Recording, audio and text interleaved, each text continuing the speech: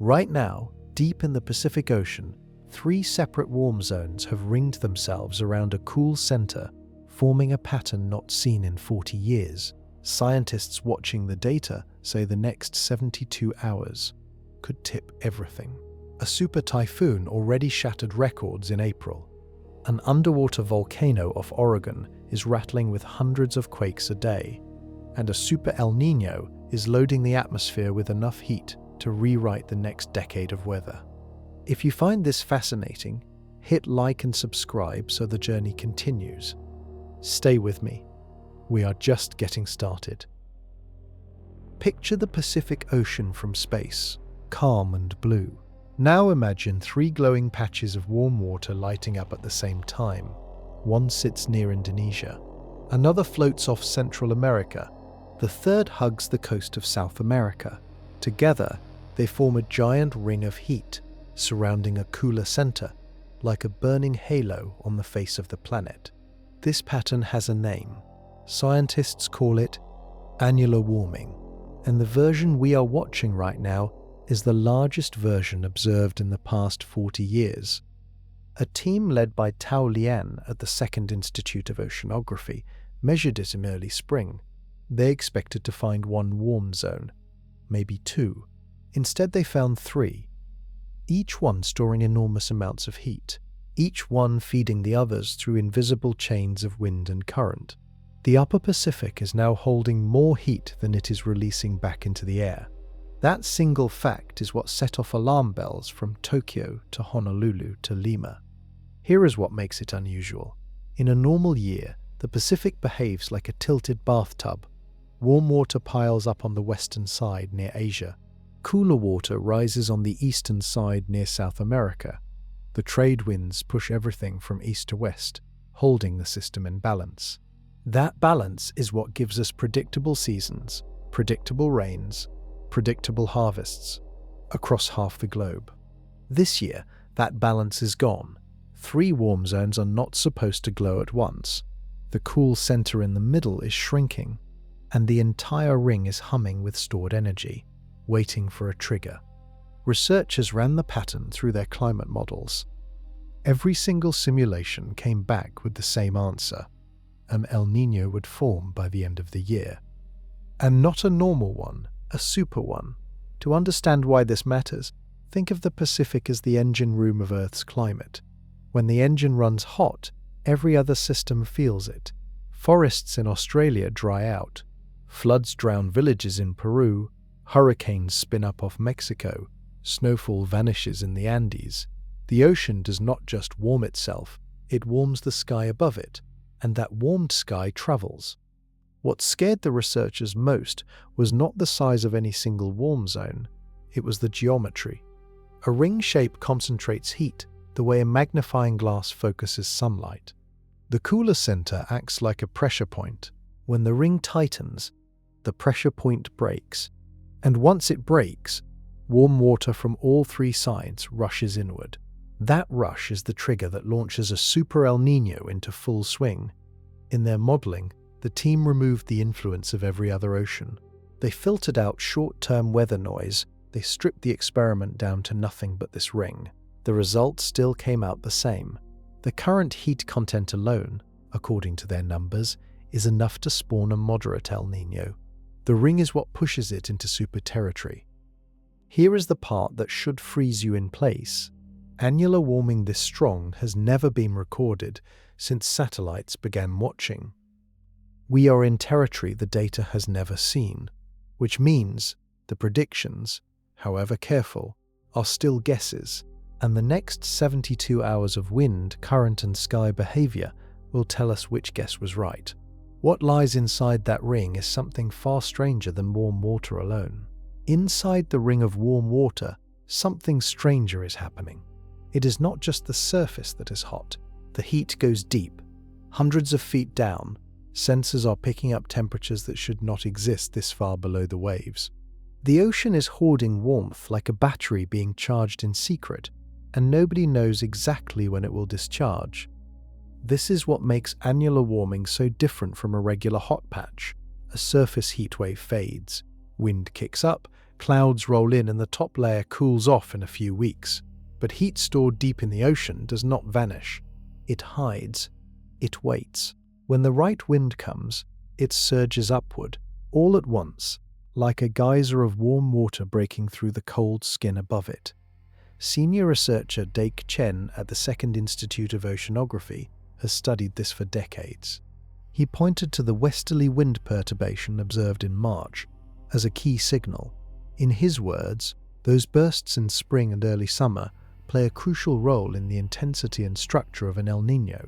Translation: a single shift in the wind right now could decide whether the next event is bad or catastrophic. Picture a pot of water on a stove. The burner is the heat trapped below, the lid is the cool layer above.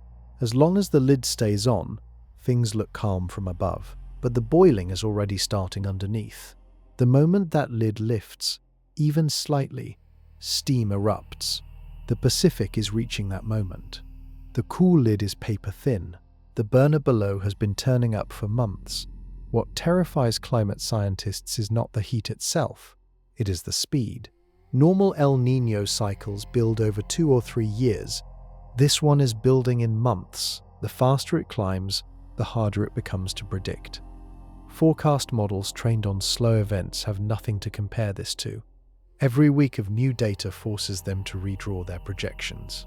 Some ensemble runs are now showing surface temperature anomalies above 3 degrees Celsius. That number sits inside the Super El Niño range, a category reached only a handful of times in modern history.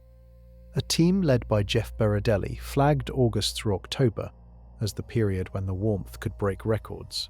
The European seasonal model is showing tropical Pacific temperatures around 2 to 3 degrees above normal in the central and eastern zones. The previous record for that window was set in 2015. This forecast smashes through it. Why does that matter to you? Because once the ocean releases that stored heat, the atmosphere takes over. Warm air rises, it pulls in moisture, it builds storms. Storms that would have been small become large. Storms that would have been large become monsters. Rain that would have fallen in one place falls somewhere else. Whole farming seasons shift overnight. The terror is not that any of this is mysterious. The terror is that scientists understand exactly what is coming and cannot stop it. They can only watch. They can only count the days. They can only update the forecast as the satellite passes overhead and confirms what the buoys already whispered. The next reading is due soon, and the wind that controls it all has just done something nobody expected. Trade winds in the Pacific blow from east to west. They have done this for as long as humans have sailed. Captains plan voyages around them. Fishermen set their nets by them. Climate scientists build their models on them. These winds are the conveyor belt that keeps warm water piled up near Asia and cool water surfacing near South America. Without them, the entire engine of the Pacific stalls. In late March of this year, the conveyor belt jammed. A burst of wind came roaring from the wrong direction, westerly, pushing warm water east instead of holding it west.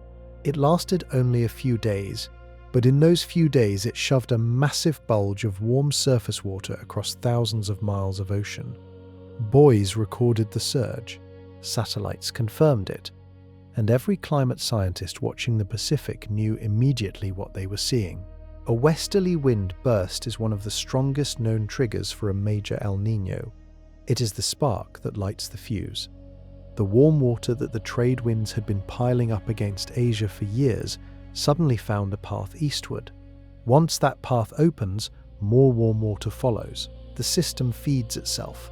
The trade winds, weakened by the burst, struggle to push back. The conveyor belt slows, then stops, then reverses. Think of a garden hose pinched shut. Pressure builds behind the pinch. Release the pinch and water blasts forward. That is what happened in late March. The Pacific released its pinch. Warm water that should have stayed locked near Indonesia began crossing the ocean. By April, sensors thousands of miles away were already detecting the new heat arriving. Researchers studying the event said this single burst dramatically increased the probability of a Super El Niño forming by year's end. Not a normal El Niño, a super one, the ones that show up only a few times in a generation, the ones that flood deserts and dry up rainforests. Here is the chilling part. One burst is enough to change the season, but the Pacific has now seen a series of these bursts over the past month, each one pushing more warm water eastward, each one weakening the trade winds further, each one stacking on top of the last like dominoes falling in slow motion. The reason wind bursts matter so much is that they expose the hidden heat below. Once the surface starts moving, the deep warm layer rises with it. That layer, pent up from months of storage, breaks through the thinning cool skin on top. Suddenly the entire upper ocean across the central Pacific is warmer by several degrees. That warmth feeds storms. It feeds typhoons. It feeds the very system that already produced a super typhoon in April when it should have been impossible. What makes the burst so important is timing. Wind bursts in summer or fall barely move the needle. Wind bursts in spring rewrite the year. We are exactly in that window now. The Pacific is wide open. The trade winds are wobbling. The next burst, if it comes in the next few days, could push the system past the point of no return. Out west of Chuuk, something is already spinning. A new system has formed. And the warm water is feeding it. West of the tiny island of Chuuk, deep in the western Pacific, a swirl appeared on satellite imagery. Forecasters at the Joint Typhoon Warning Center in Pearl Harbor watched it tighten through the night. By morning, the swirl had a name: Tropical Depression 5D. A weak system at first glance, with sustained winds barely above tropical storm strength, drifting slowly westward at around 7 knots. Do not let the small label fool you. 5W is sitting on top of one of the warmest patches of ocean water on Earth right now. Sea surface temperatures in this region are running well above normal. The air above is humid. The wind shear, the force that usually tears young storms apart, is almost non-existent. Every condition that a tropical system needs to grow is stacked in its favor. When forecasters describe an environment as very favorable for continued development, they are using polite language for something serious. They mean the storm has nothing standing in its way. No dry air to choke it, no high winds aloft to shred it, just heat, moisture, and time. Here is the pattern that worries experts. A super typhoon already came out of these same waters in April. Sinlaku, the season's first, exploded into a Category 4 equivalent storm with winds near 150 miles per hour. It made landfall over Saipan. It became the strongest storm anywhere in the world this year, and it formed in waters warmer than any April record in modern memory. 5W is forming in those same waters, only now they are even hotter. Picture the ocean as a vast field of dry grass. A typhoon is a fire. The grass is the fuel. Right now, the field is dry as bone, and a small fire just lit. Whether it stays small or rages out of control depends on the wind, the moisture, and the next 72 hours of conditions. Most signs say it will rage. The track 5W is taking points it westward toward the Philippines, then potentially curving north. That arc takes it across some of the most heat-loaded ocean water in the basin. Forecast models suggest rapid intensification is possible. Rapid intensification is the term meteorologists use when a storm gains 35 miles per hour of wind speed in less than 24 hours. It is the most dangerous behavior a tropical system can show because it leaves coastal communities almost no time to prepare. The early season activity itself is a warning. The first named storm formed in January, the next came in February, then March, then April, now May. 5 months in a row, the Pacific has produced a tropical system. That has not happened in years. Each storm is a clue about the temperature of the ocean below. The ocean is telling us, over and over, that it is too warm for this time of year. 5W could weaken. It could fall apart. Forecasts shift hour by hour, but the conditions it sits in are the same conditions that made April's super typhoon possible. The same fuel, the same air, the same ocean ring storing heat below. If history repeats, this depression becomes a tropical storm, then a typhoon, then something worse. Behind it, looking eastward, even larger threats are stirring, and one of them already made its mark just a few weeks ago. In early April, a tropical depression formed near the small island of Pohnpei in the western Pacific. It looked unremarkable, just another spinning blob on the satellite map. Within 48 hours, that blob had a name: Sinlaku. Within 4 days, it was a typhoon. By April 12th, the Joint Typhoon Warning Center upgraded it to a super typhoon, the fastest such jump anywhere on Earth this year. Sinlaku reached peak winds of around 150 miles per hour. Pressure inside the eye fell to 905 millibars. To put that in perspective, the lower the pressure, the stronger the storm.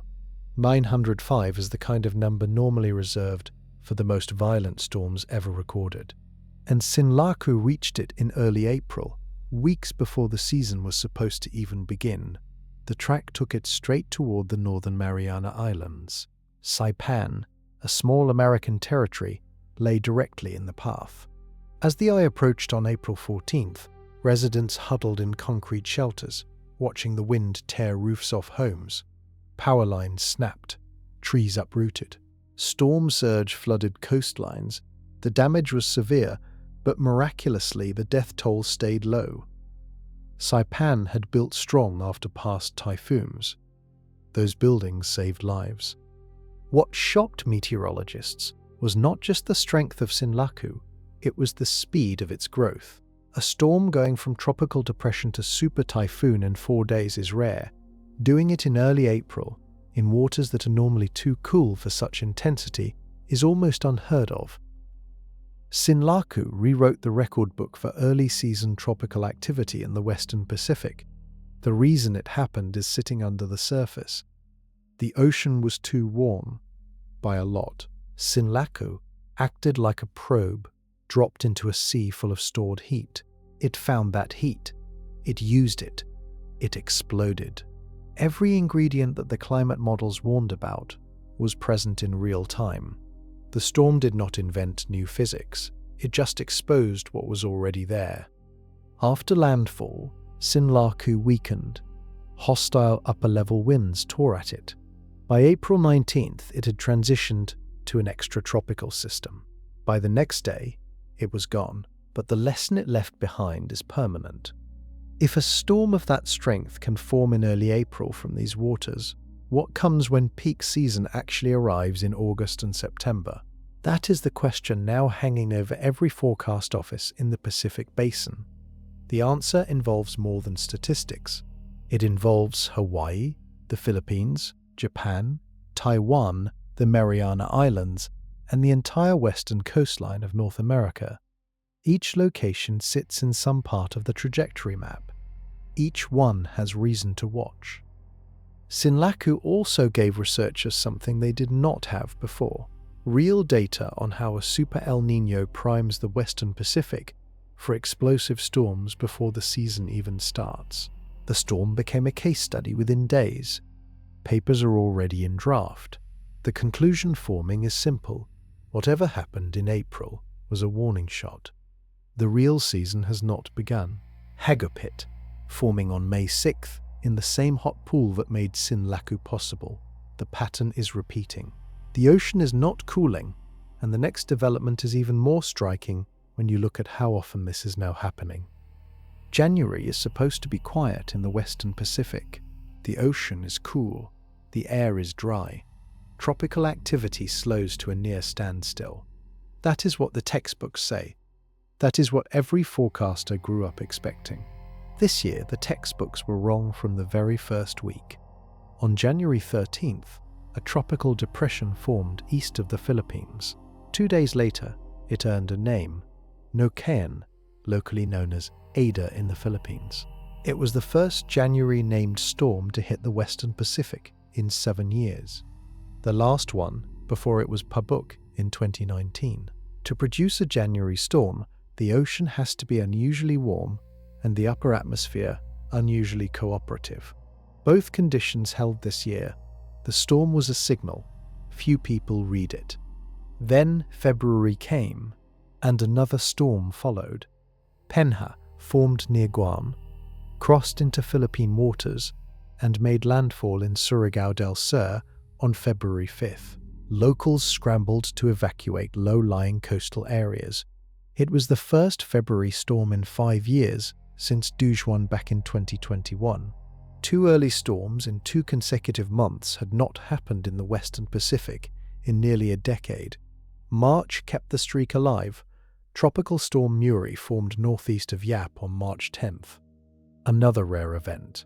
The last March storm in this basin was Jelawat, back in 2018. 3 rare months in a row. By April, the season had clearly broken from anything resembling normal. And then Sinlaku exploded into a super typhoon, becoming the strongest storm anywhere in the world this year so far. Now May has arrived. Tropical storm Hagupit formed west of Chuuk on May 6th, becoming the first May tropical cyclone since Iwiniar back in 2024. 5 consecutive months of named storms in the Western Pacific. That stretch is so unusual that some forecasters have to dig through decades of records to find anything close. Picture a calendar. Every month gets a check mark for tropical activity. In a normal year, January through April are blank. May might get 1 mark. This year, every box has a storm. Imagine the same pattern playing out through summer, when conditions are even more favorable. The math gets ugly fast. The Philippines Atmospheric, Geophysical and Astronomical Services Administration, known as PAGASA, originally forecast 0 to 3 tropical cyclones for the first 3 months of the year. The actual count met or matched the high end of that range. They forecast 2 to 5 for April through June. With 3 months gone and several systems already spinning, that range is on track to break. Why does this matter beyond statistics? Because each early storm is a thermometer reading. The ocean is reporting its temperature in the most direct way possible, by spawning systems that should not exist this early. Each storm pulls energy from those warm waters. Each storm proves the heat is real, accessible, and ready to fuel even larger systems when peak season arrives. The forecast for the rest of the year shows above-average activity in nearly every basin connected to the Pacific. Mexico's National Meteorological Service issued its earliest forecast since 2015, calling for 18 to 21 named storms in the eastern Pacific alone. The ingredients are stacking up. The storms have already been told to come. What sits beneath the surface of these warm waters is even more dangerous than what spins above them. Look at the ocean from a satellite, and you see only the top layer, a few feet of water, painted by the sky and the sunlight. That layer is what most weather forecasts use. It is what climate maps display. It is what news headlines describe when they say sea surface temperatures are rising. But the real story in the Pacific right now is happening hundreds of feet below that surface, in a place no satellite can see. Sensors known as Argo floats drift through the ocean on slow vertical journeys. They sink down thousands of feet, measure temperature and salinity at every depth, then rise back to the surface and beam their data to satellites. There are around 4,000 of these floats scattered across the world's oceans. Right now, the ones in the Pacific are sending back numbers that have rattled the science community. The subsurface equatorial Pacific is warmer than average for this time of year, significantly warmer. And the cool layer that normally sits above it, acting like a lid on a pot, has thinned to almost nothing. In some readings, the cool skin is just a few feet thick. Below it, a vast reservoir of warm water stretches downward, holding more heat than it is releasing back to the air. This matters for one simple reason. Surface heat is unstable. Wind blows it around. Clouds reflect sunlight. Storms churn it up. But subsurface heat is patient. It sits there, locked in place, until the conditions change. Then it rises. And when warm water rises in volume, the surface temperature jumps suddenly, dramatically, in ways forecasts never see coming. Researchers describe the current pattern as a battery being charged. The Pacific has been absorbing heat for years. Some of that heat got pushed deep by the trade winds. It collected in pockets, especially along the equator. Now those pockets are full. The battery is ready to discharge. The only question is when. Imagine pouring hot water into a cup, then floating a thin ice cube on top. From above, the cup looks cold. Stir it once, and the heat below rushes up. The Pacific is in that exact state. The thin, cool skin is the ice cube. The warm water below is the hot pool. The next wind burst, the next storm, the next current shift could be the spoon. What scares scientists most is that the heat content keeps climbing. Every measurement update shows the same thing. The ocean is storing more energy than the year before, more than the decade before, more than any decade since records began. That stored energy does not vanish. It has to go somewhere. When it surfaces, it powers storms, feeds atmospheric rivers, melts polar ice, and kills marine life. The team led by Tao Lian put it bluntly in their published findings.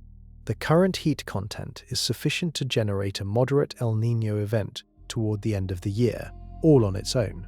The annular warming on top simply elevates that event to the super category.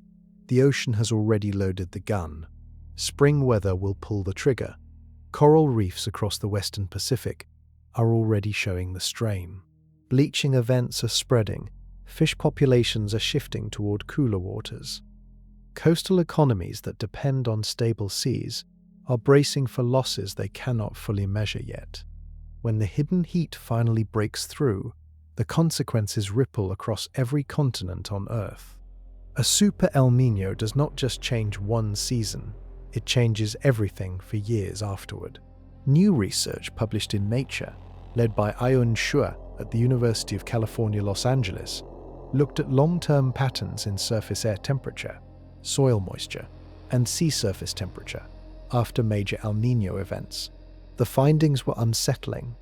Super El Niños can reset entire regional climate baselines. The effects last decades.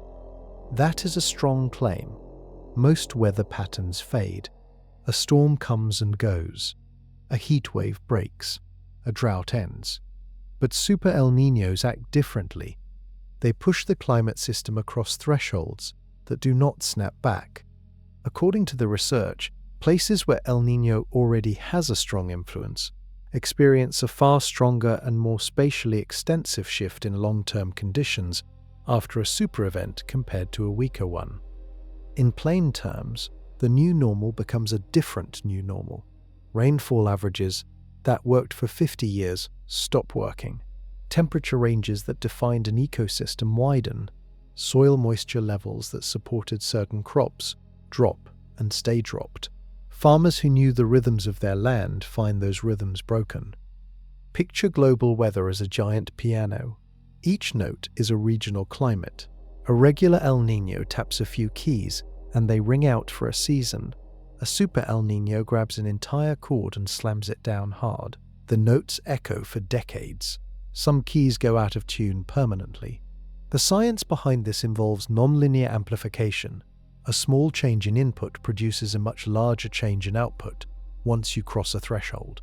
The Pacific Ocean acts as the threshold crossing mechanism for the entire planet. Once it tips into super territory, it pulls dozens of other systems with it. The Atlantic, the Indian Ocean, the polar ice caps, the jet stream. Each one bends to the new state. Australia is one of the regions hit hardest. Drought intensifies during El Niño years there. Bushfire risk climbs. Agricultural output drops. The 2015 Super El Niño contributed to one of the worst fire seasons on record. A repeat now, on top of an already warmer planet, would push conditions further. In South America, the opposite happens. Peru and Ecuador see torrential rain. Floods destroy crops, roads, and entire neighborhoods. Fisheries collapse as warm water displaces the cold currents that anchovies and sardines depend on. The Peruvian fishing industry, one of the largest in the world, has historically lost billions of dollars during super events. a new event would compound losses already underway. In North America, the effects split. California typically gets wetter winters during El Niño, which can break droughts, but also trigger flooding. The Pacific Northwest tends to dry. The southern United States can see severe storm outbreaks shift in timing and intensity. Hawaii faces increased hurricane risk because warmer waters extend tropical storm tracks closer to the islands. Africa, India, and Southeast Asia all feel the ripple. Monsoon timing changes, drought zones expand, disease patterns shift as mosquito habitats grow. The World Health Organization tracks malaria, dengue, and cholera outbreaks closely during El Niño years for exactly this reason. The most chilling finding from the recent research is that super events trigger persistent climate shifts that reorganize regional baselines. Reorganize, not disturb, not affect. Reorganize. The map gets redrawn, and we are about to live through one of those redrawing moments. Beneath the surface of all this, something even more violent is stirring. About 280 miles off the coast of Oregon, hidden under nearly a mile of cold, dark water, sits a volcano. Its name is Axial Seamount. Most people have never heard of it. Most never will. But right now it is shaking. Hundreds of small earthquakes a day, magma rising, pressure building, and scientists who watch it say the eruption could come any time. Axial sits on a geological hotspot, a place where superheated rock from deep inside the Earth rises through the crust. Hotspots are common on the seafloor. What makes Axial unusual is its location. It also sits on the Juan de Fuca Ridge, where two massive tectonic plates, the Pacific Plate and the Juan de Fuca Plate, are slowly pulling apart. That combination of forces, magma rising and plates spreading, makes Axial one of the most active volcanoes on the entire planet. The last major eruption was in April 2015. In the 24 hours before the lava finally broke through, sensors recorded around 10,000 small earthquakes. The seafloor heaved, magma oozed across nearly 25 miles. The magma chamber at the heart of the volcano collapsed in places, creating a massive crater called a caldera. Right now, scientists are recording a couple hundred earthquakes a day. That sounds like a lot, but it is far less than the 10,000 seen just before the 2015 event. The volcano is loading its springs. It is not yet at the snapping point, but every week the count climbs. William Wilcock, a marine geophysicist at the University of Washington, has studied Axial for years. He has been clear about the timing. He said the volcano was likely to erupt sometime later this year or early next year. He also said it could erupt tomorrow. Volcanoes do not run on schedules, they run on physics, and the physics says Axial is close. Picture a balloon being slowly inflated. At some point, the rubber thins. A tiny pinprick is enough to pop it. That is where Axial sits now. The magma chamber underneath is bulging. The seafloor above it is rising slightly. The pressure is building. The next push, whether from a tide, a quake, or just one more drop of molten rock, could trigger the rupture. When Axial erupts, it does not look like a volcano on land.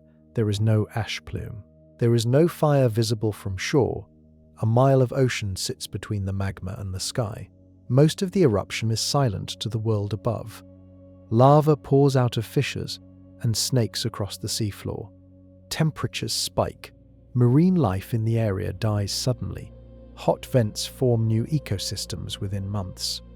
The Ocean Observatory's Initiative Regional Cabled Array, operated by the University of Washington, monitors Axial in real time through fiber optic cables on the seafloor.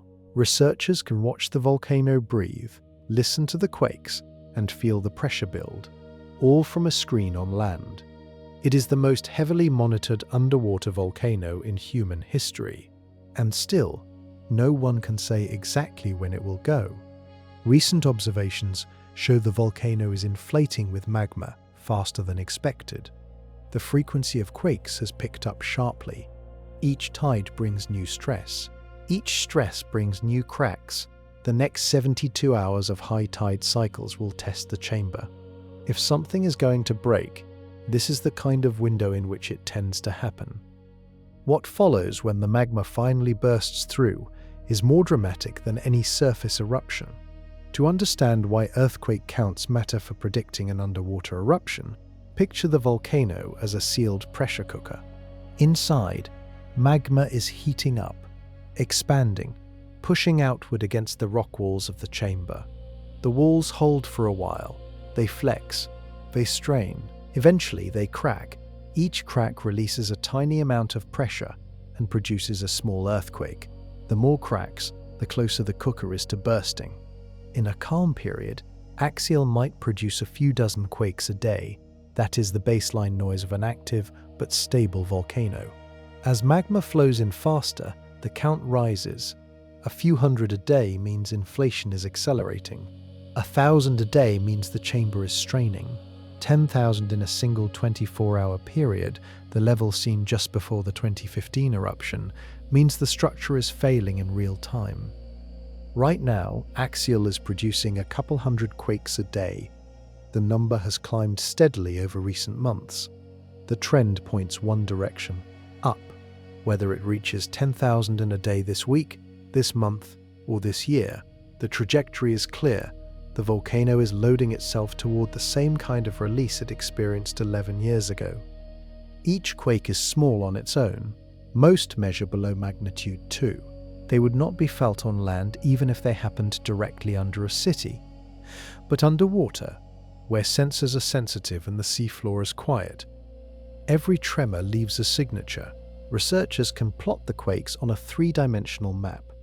The plot shows the magma chamber growing, with cracks radiating outward like a spider web of stress. The University of Washington team running the regional cabled array has been watching this pattern unfold for over a decade. They saw the 1998 eruption signature. They saw the 2011 eruption signature. They saw the 2015 eruption signature.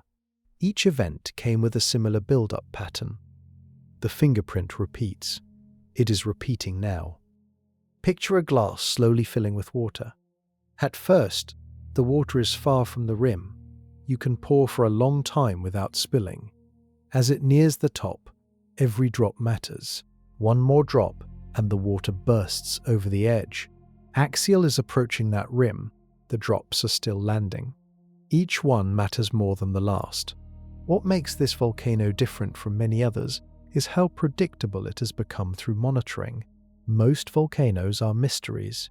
Mount Vesuvius, Krakatoa, Mount St. Helens, each erupted with limited warning. Axial, by contrast, has telegraphed its eruptions, inflation patterns, quake frequency, tidal triggers. Researchers can watch the volcano breathe in something close to real time. The tide plays a fascinating role. The moon's gravitational pull on the ocean creates pressure changes on the seafloor. As the magma chamber reaches critical mass, those pressure changes from high and low tide stress the chamber more than they would otherwise. High tide adds weight. Low tide releases it. The cycling stress can be the final push that fractures a magma roof already on the verge. Researchers like Deborah Kelly have noted that the pressure of high tide causes more frequent earthquakes near eruption windows. The cycle of tides is regular. The cycle of stress is regular. The point of failure is not. It depends on which crack reaches its limit first. The next 72 hours include several high tide cycles. Each one is a possible trigger. The eruption itself, once it begins, behaves differently than anything visible on land. The Juan de Fuca plate is one of the smallest tectonic plates on Earth. It sits off the coast of the Pacific Northwest, wedged between the much larger Pacific plate to the west and the North American plate to the east. Despite its size, it carries enormous weight in the geology of the region. It is the plate that drives the Cascadia subduction zone. It is the plate beneath Axial Seamount, and it is grinding against its neighbors in ways that produce some of the most violent geological events on the planet. A subduction zone is where one tectonic plate slides beneath another. The Juan de Fuca plate is doing exactly that, sliding eastward and downward, under the North American plate. The boundary line runs from Northern California up through Oregon, Washington, and into British Columbia. As the plate dives, it does not always move smoothly. It catches. It locks. Pressure builds. When the lock finally slips, a megathrust earthquake follows. The last major Cascadia megathrust event happened on January 26, 1700. Native oral traditions and Japanese tsunami records pinpointed the date. The rupture stretched along nearly the entire boundary. The earthquake that followed was estimated at magnitude 9. The tsunami that crossed the Pacific reached Japan within hours. Coastal communities along what is now Oregon and Washington were swept clean. That was over 3 centuries ago. The plate has been locked since. Strain has been accumulating for more than 300 years. Geologists studying the historical pattern estimate Cascadia ruptures roughly every 200 to 550 years. We are inside the window. Some scientists believe we are overdue. This is where Axial Seamount fits into a larger story. The volcano sits on the Juan de Fuca Ridge, the western edge of the same plate that is pushing against North America on its eastern side. As the plate spreads at the ridge, it pushes the rest of the plate eastward. That push eventually meets the locked subduction zone. Every mile of new seafloor created at Axial is a mile of pressure added to the megathrust. Picture a conveyor belt. New rock forms on one end, old rock subducts on the other. The conveyor never stops moving. When the belt jams, energy builds. When the jam finally releases, the energy comes out as one massive earthquake. The plate is small but fast. It moves at around 1.5 inches per year. That sounds slow until you realize that means several feet of strain per century, and several tens of feet per millennium. 300 years of accumulated strain is a staggering amount of stored energy. Enough to power a magnitude 9 quake, enough to send a tsunami across the Pacific, enough to reshape the coastline of the Pacific Northwest. What worries seismologists most is the silence. Cascadia produces fewer small earthquakes than most major fault zones. That sounds like good news. It is the opposite. A fault that is slipping in small increments releases pressure. A fault that is silent is locked. Locked faults do not give warning. They snap, all at once, with the full force of centuries of strain. Axial is a release valve of sorts for the western edge. The Cascadia subduction zone is the pressure point on the eastern edge. Together, they form two halves of the same active geological system. Activity on one end can correlate with activity on the other. The next chapter takes us deeper into a region where the seafloor itself is breaking open. About 1,300 miles west of Costa Rica, deep beneath the Pacific Rise, it is one of the longest underwater mountain chains on Earth, stretching for thousands of miles, marking the boundary where two tectonic plates pull apart. Where the plates separate, magma rises. Where magma rises, hydrothermal vents form, and where hydrothermal vents form, life clings. The Tycho vent field, located on the East Pacific Rise, has been one of the most studied vent ecosystems in the world for decades. Giant tube worms, white as bone with blood-red plumes, grow in clusters around the hot water pouring from the seafloor.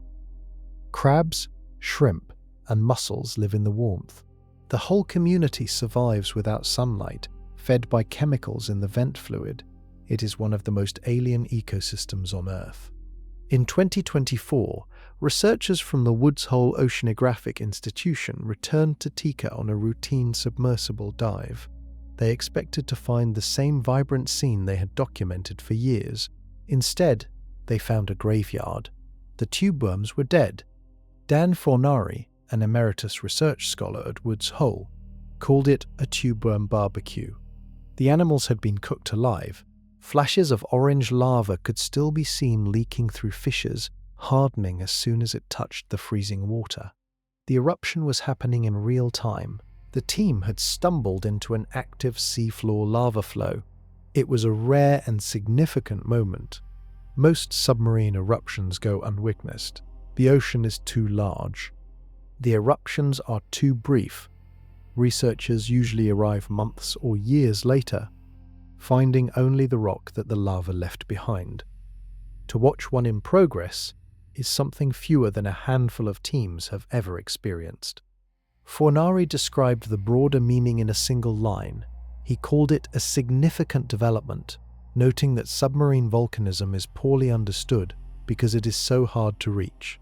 He added that submarine eruptions are how the planet builds itself. New crust forms here. Old crust melts. The Earth, in its slow grinding way, is constantly remaking its own surface. And most of that work happens in places no human will ever see. Picture the seafloor as a giant zipper. The East Pacific Rise is one of the most active stretches of that zipper. The teeth pull apart. Hot rock fills the gap closes, and the cycle repeats. Each cycle takes thousands of years, but the activity at any given moment is always somewhere along the line, opening and closing in a dance that built every ocean basin we have today. The temperature contrast at the vents is shocking. Seawater nearby sits near freezing. Vent fluid at the source can exceed 700 degrees Fahrenheit.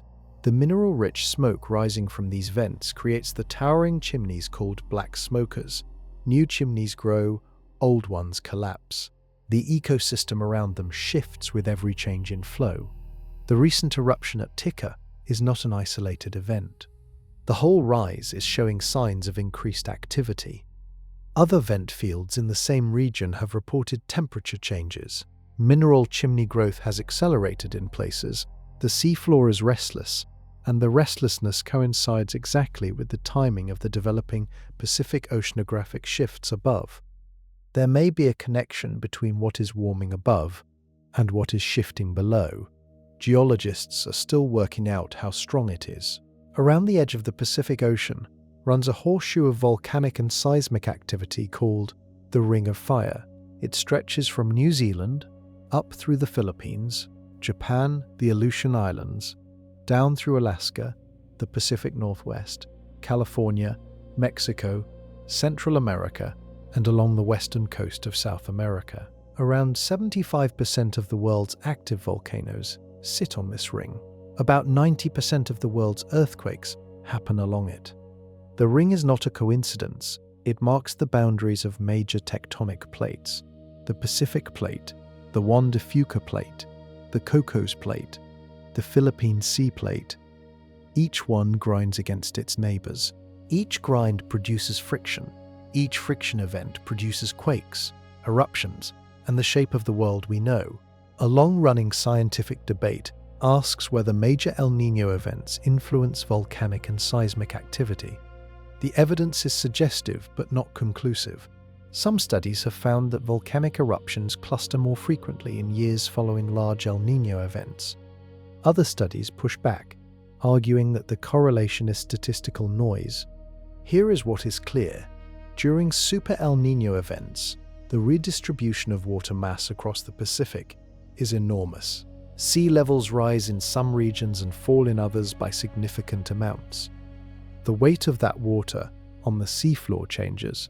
The pressure on faults and magma chambers shifts. Even small pressure changes can act as a tipping factor on a fault that is already loaded. Picture a heavy book balanced on the edge of a table.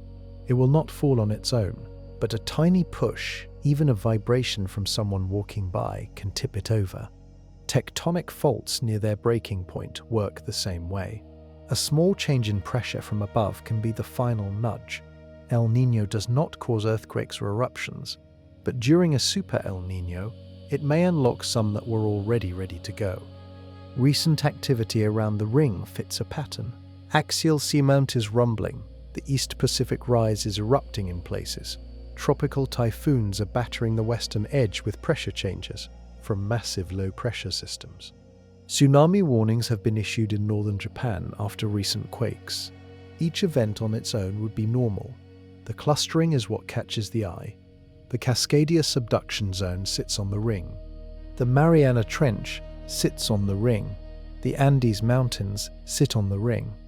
Mount Fuji, Mount Rainier, Krakatoa, Mount St. Helens, Popocatépetl, all on the ring. The ring is alive.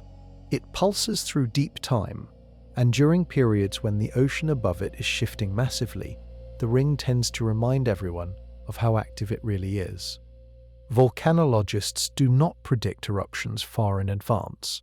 The science is not there yet. But they can tell when monitored systems are showing more strain. They can tell when seismic networks are recording more events than usual. They can tell when more magma is rising under more volcanoes simultaneously.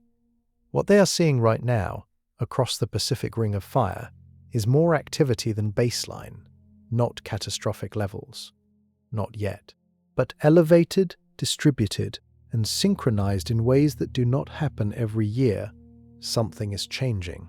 Whether that something is the ocean above or the rock below, the result is the same. The lessons from Kamchatka in 2025 are still echoing through the science. In late July of 2025, off the coast of Russia's Kamchatka Peninsula, the Earth tore open. A magnitude 8.8 earthquake ruptured the seafloor. Buildings shook in cities hundreds of miles away. Cliffs cracked, coastlines warped, and within minutes, a tsunami began racing across the Pacific. The quake was one of the largest in recorded history. To put it in scale, the energy released was many times greater than all the bombs ever detonated by humans combined. The rupture stretched along a long stretch of the subduction zone, where the Pacific plate dives beneath the Okhotsk plate. When that lock finally broke, the entire region above it shifted in seconds. Tsunami warnings flashed across the Pacific. Hawaii prepared, Japan prepared, Alaska prepared. The entire western coast of the Americas went on alert. Sirens sounded in dozens of countries. People moved to higher ground. The International Tsunami Warning System, born from the disaster of 1946, swung into action with unprecedented speed. The waves arrived in a way scientists did not expect. A NASA and CNES satellite called SWAT happened to be passing overhead at exactly the right time. SWAT is short for the Surface Water and Ocean Topography Mission. Its job is to measure the height of the ocean's surface with extraordinary precision. As the tsunami spread outward from Kamchatka, SWAT captured the entire wave system in unprecedented detail. What it saw broke a long-standing assumption in tsunami science. For decades, researchers had described large tsunamis as non-dispersive. The wavelength of a major tsunami is so much longer than the depth of the ocean that the wave was thought to travel as a single stable form. It was supposed to roll across the ocean like a perfect arc, from origin to coast. The SWAT data showed something different. The Kamchatka tsunami was breaking up. It was dispersing into multiple waves. It was scattering. The trailing waves were modulating the main wave in ways the models did not predict. Angel Ruiz Angulo, one of the lead researchers analyzing the data, said the satellite observation challenged the idea of big tsunamis being non-dispersive. In other words, decades of tsunami modeling had been missing something important. When the team compared the satellite observations with computer simulations, they found that models including dispersion matched the real-world data more closely than traditional non-dispersive models. The implication is significant. Trailing waves can modulate the main wave as it approaches a coast.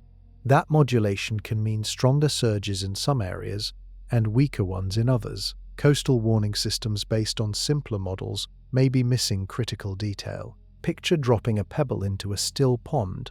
You see ripples spread outward. Now picture the ripples bouncing off rocks, splitting into smaller waves, recombining in unexpected ways. That is closer to what real tsunamis do. The ocean is not a simple medium. It has depth changes, currents, and underwater terrain that twist any wave passing through it. The lesson from Kamchatka is that we still have a great deal to learn about how tsunamis behave. The next major Pacific quake, whether from Cascadia, Japan, or somewhere else along the Ring of Fire, will produce waves that may behave differently than current forecasts predict. Coastal cities preparing for tsunamis based on older models may be over-prepared in some places and dangerously under-prepared in others. Satellite technology like SWAT could change everything. if it can be integrated into real-time forecasting. Right now, it is research. In the future, it may be the difference between life and death. The next 72 hours of activity along the Ring of Fire will tell us a great deal. The satellite that changed tsunami science is called SWAT. Surface Water and Ocean Topography, a joint mission between NASA and the French space agency CNES, launched in late 2022. Its purpose was to measure the height of every body of water on Earth, from the smallest lakes to the largest ocean basins, with centimeter-level precision. Nobody designed it specifically for tsunamis. Then a tsunami happened, and SWAT happened to be flying over. Most ocean monitoring systems work by sampling. Tide gauges measure water level at fixed points along coastlines. Buoys drift through the open ocean reporting from their locations. Together they provide snapshots, but only at specific places. A wave passing between sensors could be missed entirely. A complex wave pattern could go unrecorded, simply because no instrument was in the right spot. SWAT is different. It scans entire swaths of ocean as it orbits.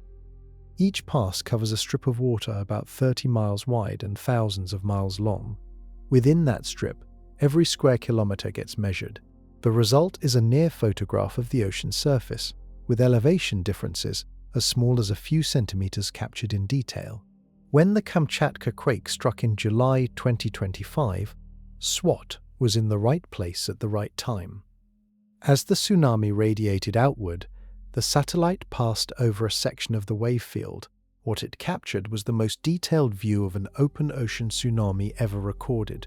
The data revealed structure that no buoy or tide gauge could have shown. The waves were not a single arc. They were a complex web of disturbances, multiple wavefronts, trailing waves catching up to leading waves, dispersion patterns spreading the energy in ways that current models had simplified away. Computer simulations, when adjusted to include dispersion, matched the satellite data closely. Older, non-dispersive models did not. The team behind the analysis, including Angel Ruiz Angulo and colleagues from multiple institutions, published their findings in the Seismic Record. They argued that satellite altimetry could revolutionize tsunami forecasting. With more SWAT-like satellites in orbit, future tsunamis could be tracked in near real time as they cross oceans. Warning systems could update minute by minute. Coastal communities could receive far more accurate predictions of wave heights and arrival times. Right now, the technology is still in research phase. SWAT is one satellite. Coverage is intermittent. A tsunami in a part of the ocean SWAT is not flying over would still rely on traditional methods. But the proof of concept has been demonstrated. The data exists. The science is real. Picture a doctor examining a patient with only a stethoscope. They can hear the heartbeat. They can guess at the condition. Now hand them an ultrasound machine. Suddenly they can see the heart in motion, see the valves opening and closing, see the blood flow in real time. SWAT did that for tsunami science. It turned a stethoscope into an ultrasound. The implications stretch beyond tsunamis. Satellite altimetry can also track the subtle bulges of warm water that mark El Niño development. It can monitor sea level rise with unprecedented precision. It can detect underwater volcanic activity through the small surface changes a rising magma chamber can produce. The same technology that captured the Kamchatka tsunami is now watching the Pacific for the next big event. When the next major earthquake or eruption strikes, SWAT will likely catch some of it. The data will pour in, scientists will analyze, models will improve, and coastal communities eventually will benefit from warning systems built on a deeper understanding of how waves actually move. In early April of this year, satellites caught something rarely seen: 3 tropical cyclones flanking the equator. At the same time, 2 in the southern hemisphere, 1 in the northern hemisphere. Twins forming on either side of the equator happened once or twice a year. Triplets are unusual enough that meteorologists stopped what they were doing to take a closer look. The first of the southern storms was Tropical Cyclone Mala. It formed at an unusually low latitude, just south of the equator, and quickly reached Category 2 strength. Its proximity to the equator was striking. Most cyclones form farther from the equator, where the rotation of the Earth provides the spin needed to organize a storm. A cyclone forming this close to the equator is rare and dangerous because regions near the equator usually do not prepare for tropical activity. Communities that rarely or never see tropical storms can be caught flat-footed. The second southern storm was Cyclone Vaianu. It formed well to the southeast of Mila and rapidly intensified. By the time it peaked, it was at Category 3 strength with sustained winds around 110 miles per hour. Vaianu took a south-southeastward track that kept it mostly over open water, sparing major populated areas, though its remnants brought heavy rain to northern New Zealand days later. The northern storm was a developing system that became Tropical Storm Hagapit. It spun in the western Pacific, just north of the equator, on a track that brought it closer to the western Pacific landmasses. 3 storms at once, 2 pulling air clockwise in the south, 1 pulling counterclockwise in the north, all feeding off the same stretch of warm equatorial water, each one acting as a partial cause and partial effect of the others. The atmosphere does not produce triples without a reason. The reason was the westerly wind burst. That same burst that pushed warm water eastward in late March had also disrupted the trade winds across a wide area. Where the trade winds weakened, low pressure was free to develop. Where low pressure developed, storms followed. The triplets were children of the same disrupted atmosphere. Picture the equator as a dividing line on a piece of paper. Normally, air flows along it in predictable lines. When something disrupts those lines, like a westerly wind burst, swirls form on both sides. The northern swirl spins one way, the southern swirl spins the other. If there is enough warm water and humid air, those swirls organize into tropical cyclones. 3 at once means the disruption was unusually large. The triple event was a clear sign of how strongly the Pacific atmosphere has been thrown off balance. It also gave forecasters a glimpse of what the rest of the year might bring. Multiple systems forming simultaneously stretches forecasting resources thin. Planes, satellites, models, and human attention all have limits. When too many storms develop at once, smaller ones may receive less attention, allowing them to grow before forecasts catch up. The most concerning aspect was Mila's proximity to the equator. Climate models project that as ocean warming continues, equatorial storm formation becomes more likely. What was once rare may become routine. Communities in regions like Indonesia, Equatorial Africa, and the islands of the Central Pacific may face tropical activity they have never historically experienced. The triplets faded, their lessons did not. Each storm gave researchers more data on how the new oceanographic patterns translate into atmospheric ones. The Pacific is learning a new rhythm. We are learning it with it. What sits beneath the surface of these storms is a layer that may be the key to understanding everything happening above. The Pacific Ocean has a thin layer of relatively cool water near its equatorial surface. Scientists call it the cool surface skin. In a healthy Pacific, this layer is robust. It sits between the warm air above and the warmer water below, acting as a buffer. The trade winds keep it in place by pushing surface water westward, allowing cooler water from below to upwell along the eastern Pacific. The skin holds. The system stays balanced. That skin is now collapsing. Recent measurements show that the cool layer along the equatorial Pacific has thinned to almost nothing. In some readings, it is paper-thin. Below it, warm subsurface water that has been accumulating for years is now within a few feet of the surface. The buffer is gone. The lid is essentially open. Why does this matter? Because the cool skin is what holds back the El Niño. As long as the skin persists, surface temperatures stay manageable. Storms develop in normal patterns. Trade winds remain stable. The atmosphere reads the ocean as cool enough, and weather patterns continue as expected. When the skin fails, the warm water below surges to the surface across the entire equatorial Pacific. Surface temperatures jump suddenly. Trade winds collapse further. Storm patterns shift. The atmosphere reads the ocean as massively hotter, and weather patterns across the planet begin to reorganize. The collapse of the skin is one of the final steps before a full Super El Niño locks in. Picture an iced drink on a hot day. The ice on top keeps the drink cold. As long as the ice lasts, the temperature stays steady. The moment the ice melts, the drink warms quickly. The Pacific is in that final phase of melting. The ice on top is almost gone. The westerly wind bursts have played a major role in the collapse. Each burst pushes the cool surface water away from where the upwelling brings new cool water from below. With less new cool water reaching the surface, the skin gets thinner. With each burst, the warm subsurface gets closer to taking over. There is also a feedback loop at work. As the cool skin thins, the surface warms. As the surface warms, the trade winds weaken further because the temperature difference between ocean and atmosphere drives those winds. Weaker trade winds mean less upwelling of cool water. Less cool water means a thinner skin.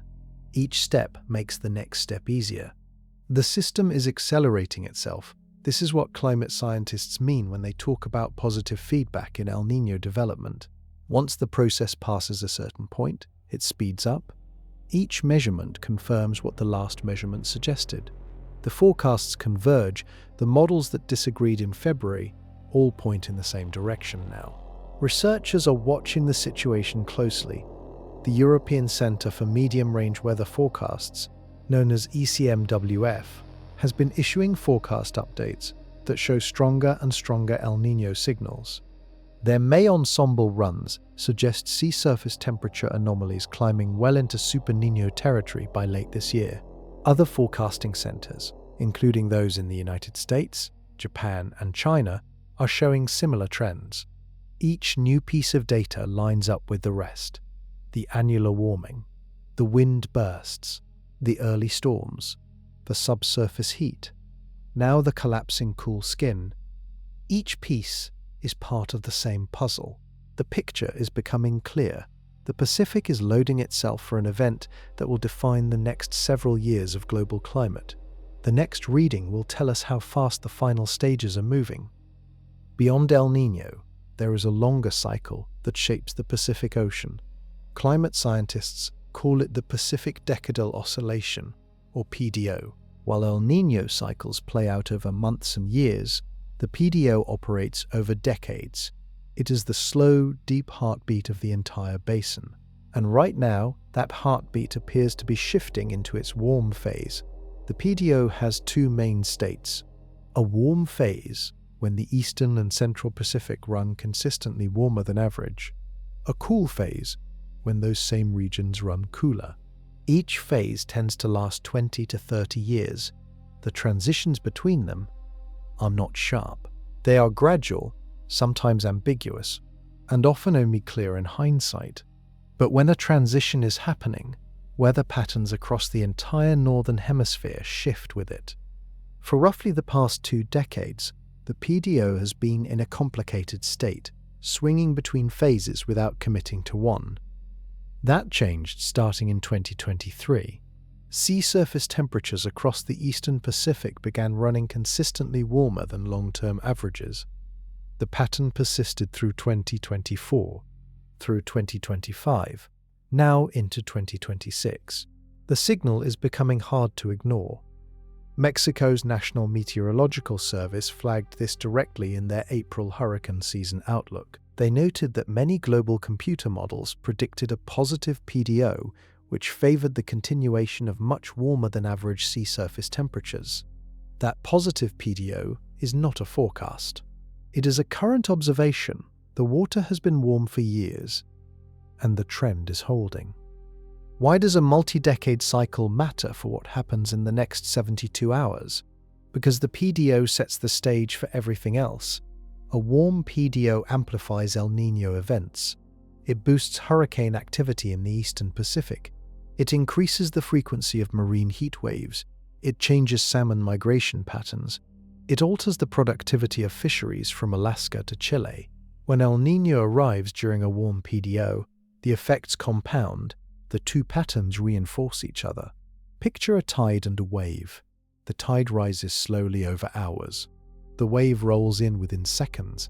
When a wave hits during high tide, the water reaches farther up the beach than either alone could push it. The PDO is the tide. El Niño is the wave. Right now, both are rising at the same time. Long-term records show that prior warm phases of the PDO produced some of the most active hurricane seasons on record in the Eastern Pacific. They also produced some of the most severe droughts in the Western Pacific. Indonesia, the Philippines, and parts of Australia tend to suffer during warm PDO years. North America, particularly the southwestern United States, tends to see wetter winters but more volatile weather overall. The warming has not been spread evenly across the basin. Some areas are running far hotter than others. Off the coast of Baja California, recent heat waves have pushed water temperatures to record highs for the season. Off Hawaii, marine heat waves have stressed coral reefs repeatedly. Off Japan, fish populations have shifted northward as warmer water expands its reach. What makes the current PDO situation particularly worrying is the human contribution. Long-term climate change is loading more heat into the oceans every year.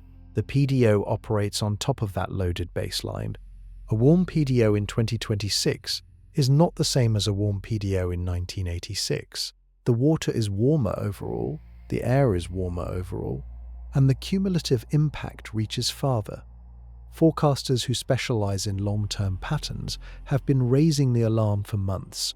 The combination of a warming PDO, a developing Super El Niño, and record-breaking ocean heat content has no recent precedent. The Pacific is entering territory the data has rarely, if ever, recorded. What that means for the upcoming hurricane season is the next chapter in the unfolding story. The Eastern Pacific hurricane season opens officially on May 15th. That is the date the National Hurricane Center begins issuing routine tropical weather outlooks for the region east of 140 degrees west longitude. The Central Pacific season opens on June 1st. By those calendar markers, the active period is just days away.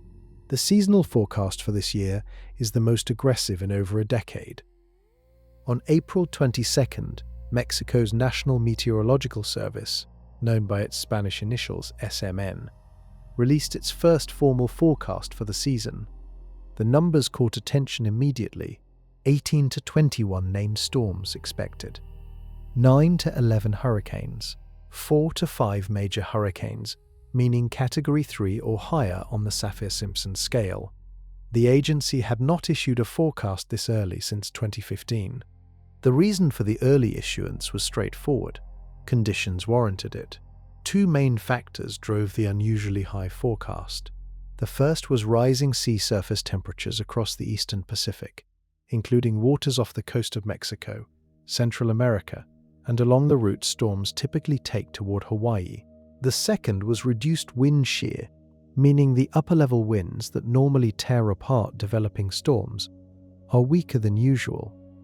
Together, those conditions create an environment where storms can form, organize, and intensify with little resistance. The fingerprint of the developing Super El Niño is all over the forecast. El Niño tends to suppress Atlantic hurricane activity by increasing wind shear over the Caribbean and Gulf of Mexico. The same Pacific warming that creates that shear in the Atlantic does the opposite in the Eastern Pacific. There, El Niño boosts ocean temperatures and reduces shear, fueling more frequent and more intense storms. AccuWeather hurricane experts echoed the warning. Alex de Silva, one of their lead hurricane forecasters, described the upcoming season as potentially unusually active and impactful. He noted that exceptionally warm waters and a developing El Niño would boost tropical activity. The Eastern and Central Pacific basins are expected to produce above-average numbers of named storms, hurricanes. Picture a chessboard. In a normal year, the Eastern Pacific gets an average of about 15 named storms, 8 hurricanes, and 4 major hurricanes between mid-May and the end of November. The forecast for this year pushes those numbers significantly higher in every category. The chessboard is being set with more pieces, and the game is starting earlier. The first name on the Eastern Pacific list this year is Amanda. The first Central Pacific name is Lala. As of late April, no storms had formed yet in either basin. That quiet was expected. Most years see the first Eastern Pacific storm form in mid to late May. The first Central Pacific storm typically waits until June or later. But once activity begins, it is expected to come fast. Forecast models project rapid succession of named storms through the summer. Some of those storms will threaten Mexican coastlines directly. Others will track westward toward Hawaii. A few may curve northwestward, brushing the southwestern United States with moisture, wind, and dangerous surf. For Hawaii especially, this is a concerning forecast. The state is normally protected by relatively cool waters that weaken approaching storms. During Super El Niño years, those waters are warmer than normal. Storms that would have died before reaching the islands can survive, sometimes even strengthen, on their final approach. The risk of a major hurricane impact is elevated. Mexico faces similar concerns. Cabo San Lucas, Mazatlan, and Acapulco have all been hit hard by major hurricanes in recent years. With the forecast calling for more frequent and more intense storms, communities along the Pacific coast of Mexico are bracing for what could be a brutal season. The storms that will fill those forecast numbers have not yet formed, but the conditions that will spawn them are already in place. 18 to 21 named storms in a single basin in a single season. Take a moment to absorb that number. The historical average for the Eastern Pacific is around 15. The forecast is calling for up to 21. That is a 40% increase over the long-term mean. In meteorology, that kind of jump is extraordinary. To name a storm requires sustained winds of at least 39 miles per hour. That threshold separates a tropical depression from a tropical storm. Once named, the storm joins the official record.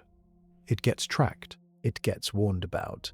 It contributes to the seasonal totals. If the forecast holds, this season will burn through nearly the entire first list of names. The Eastern Pacific names start with Amanda and run through the alphabet. After Amanda comes Boris, Christina, Douglas, Elida, Fausto, Genevieve, Hernan, Isel, Julio, Karina, Lowell, Marie, Norbert, Odalise, Polo, Rachel, Simon, Trudy Vance, and Winnie. By the time the season is done, names that have been on the list for years might finally be retired due to a single storm causing massive damage. The forecast also calls for 9 to 11 hurricanes. To become a hurricane, sustained winds must reach at least 74 miles per hour. The historical average for hurricanes in the Eastern Pacific is around 8. The forecast calls for up to 11. That is a higher ratio of named storms reaching hurricane strength than is typical, suggesting that conditions favor not just more storms, but stronger ones. Most concerning are the 4 to 5 major hurricanes expected. A major hurricane is Category 3 or stronger, with sustained winds of at least 111 miles per hour. These are the storms that cause catastrophic damage. The historical average for major hurricanes in the basin is around 4. The forecast calls for up to 5, again above the norm. Picture a baseball season, a team that hits more home runs, more singles, and more strikeouts than usual is having an unusual year. The Eastern Pacific is forecast to do all three. More storms, more intense storms, more record breakers among them. The driving force is the same Pacific oceanographic shift that has been the theme of every chapter so far.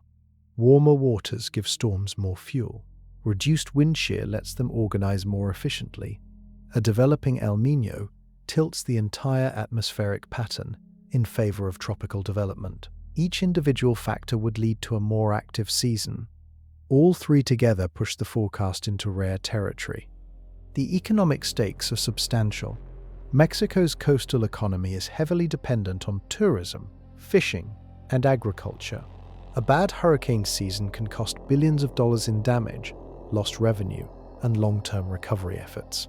Hawaii, while less frequently hit by major hurricanes, has limited infrastructure designed to withstand them.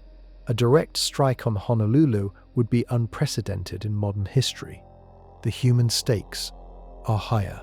Coastal communities throughout Mexico, Central America, and parts of the southwestern United States rely on accurate forecasting and rapid response systems. A more active season stretches those systems. Emergency responders, evacuation routes, and shelter capacities all have limits. When storms come faster and stronger than usual, the margin for error shrinks. Climate change is woven through all of this.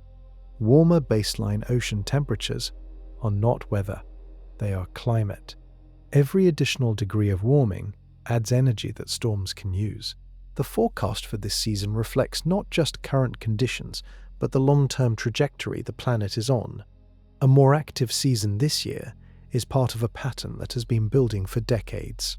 21 storms. That is the upper end. The actual count could come in lower, or, in a particularly bad year, it could come in higher. Forecasts are never certain, but the conditions favor activity at the high end of the range.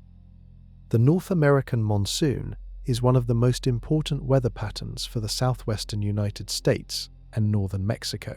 Each summer, intense heat over the deserts of Mexico draws moisture northward from the Pacific Ocean and the Gulf of California. That moisture rides into Arizona, New Mexico, southern Colorado, and parts of California, fueling the thunderstorms, lightning, and flash floods that define summer in the region. The monsoon depends on a delicate balance. Too dry, and crops fail across the southwest. Too wet, and floods sweep through canyons. The amount of moisture available depends heavily on the temperature of the Pacific waters off the coast of Baja California, Mexico. Warmer water means more evaporation. More evaporation means more moisture available to be pulled inland. More moisture means stronger monsoon storms. This year, the waters off Baja are running well above normal. A massive heatwave that began in March pushed sea surface temperatures off the Mexican coast to record levels for the season. The heat has held through April. By the time the monsoon begins building in late May and June, the ocean will be primed to deliver an unusual amount of moisture into the atmosphere over the desert southwest. Yale Climate Connections highlighted this dynamic in a recent analysis. They noted that with record warm ocean temperatures off the coast of Baja, Mexico from March's incredible heatwave, this summer favors heavier downpours than usual. That is forecaster language for what could become a wet, dangerous monsoon season for the southwest. The implications cut multiple directions. A wetter monsoon could help break drought conditions that have plagued parts of the southwest for years. Reservoirs along the Colorado River system, including Lake Mead and Lake Powell, are still at historic lows. Heavy rains could provide some relief, particularly if they land in watersheds that feed major rivers. Farmers and ranchers throughout the region would welcome the moisture. But heavier monsoon rains also bring danger. The southwest has a topography that channels water rapidly. Steep canyons, narrow washes, and dry arroyos can fill with raging floodwaters within minutes during intense storms. Flash floods kill people every year in the region. A more intense monsoon means more frequent and more severe flash flood events.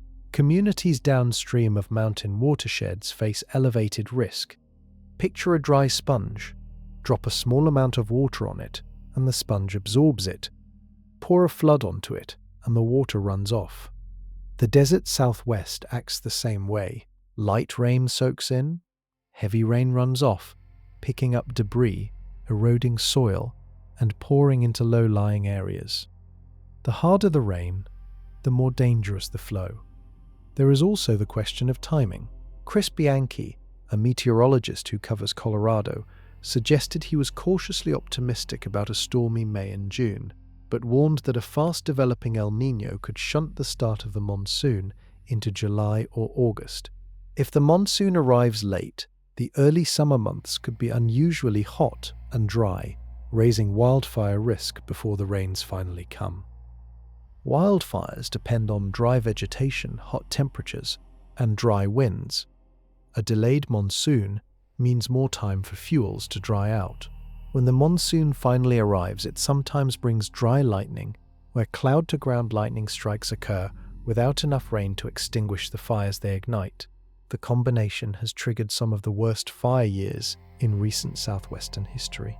The interaction between Pacific oceanographic shifts and the North American monsoon is a clear example of how distant ocean changes affect inland communities. People living thousands of miles from the coast are still subject to the moods of the Pacific. The water off Baja is not just water, it is the engine that fuels their summers. What this means for one specific island chain is the next part of the story. Hawaii sits in the middle of the Pacific Ocean. For most of recorded history, the islands have been relatively protected from major hurricanes. The waters around Hawaii are typically too cool to sustain a strong storm by the time one arrives. Most tropical systems that approach the islands weaken before landfall or curve away entirely. The state has been struck directly by major hurricanes only a handful of times in modern history. That historical protection is eroding. During Super El Niño years, the warm water belt across the central Pacific extends farther north and farther east than usual. Storms that form in the eastern Pacific and track westward find warmer water all the way to Hawaii. Instead of weakening on approach, they can maintain strength. Some can even intensify. Forecast models for the upcoming season show the Hawaiian Islands within the most active storm track region in years. AccuWeather's seasonal outlook explicitly named Hawaii as one of the regions facing increased risk. The combination of exceptionally warm waters and a developing El Niño was cited as boosting the likelihood of tropical impacts. The eastern Pacific Basin is forecast to produce above-average storms. Many of those storms track westward across the basin. The Hawaiian Islands sit directly in that path. The last major hurricane to strike Hawaii was Iniki in 1992. Iniki devastated the island of Kauai, killing several people and causing billions of dollars in damage.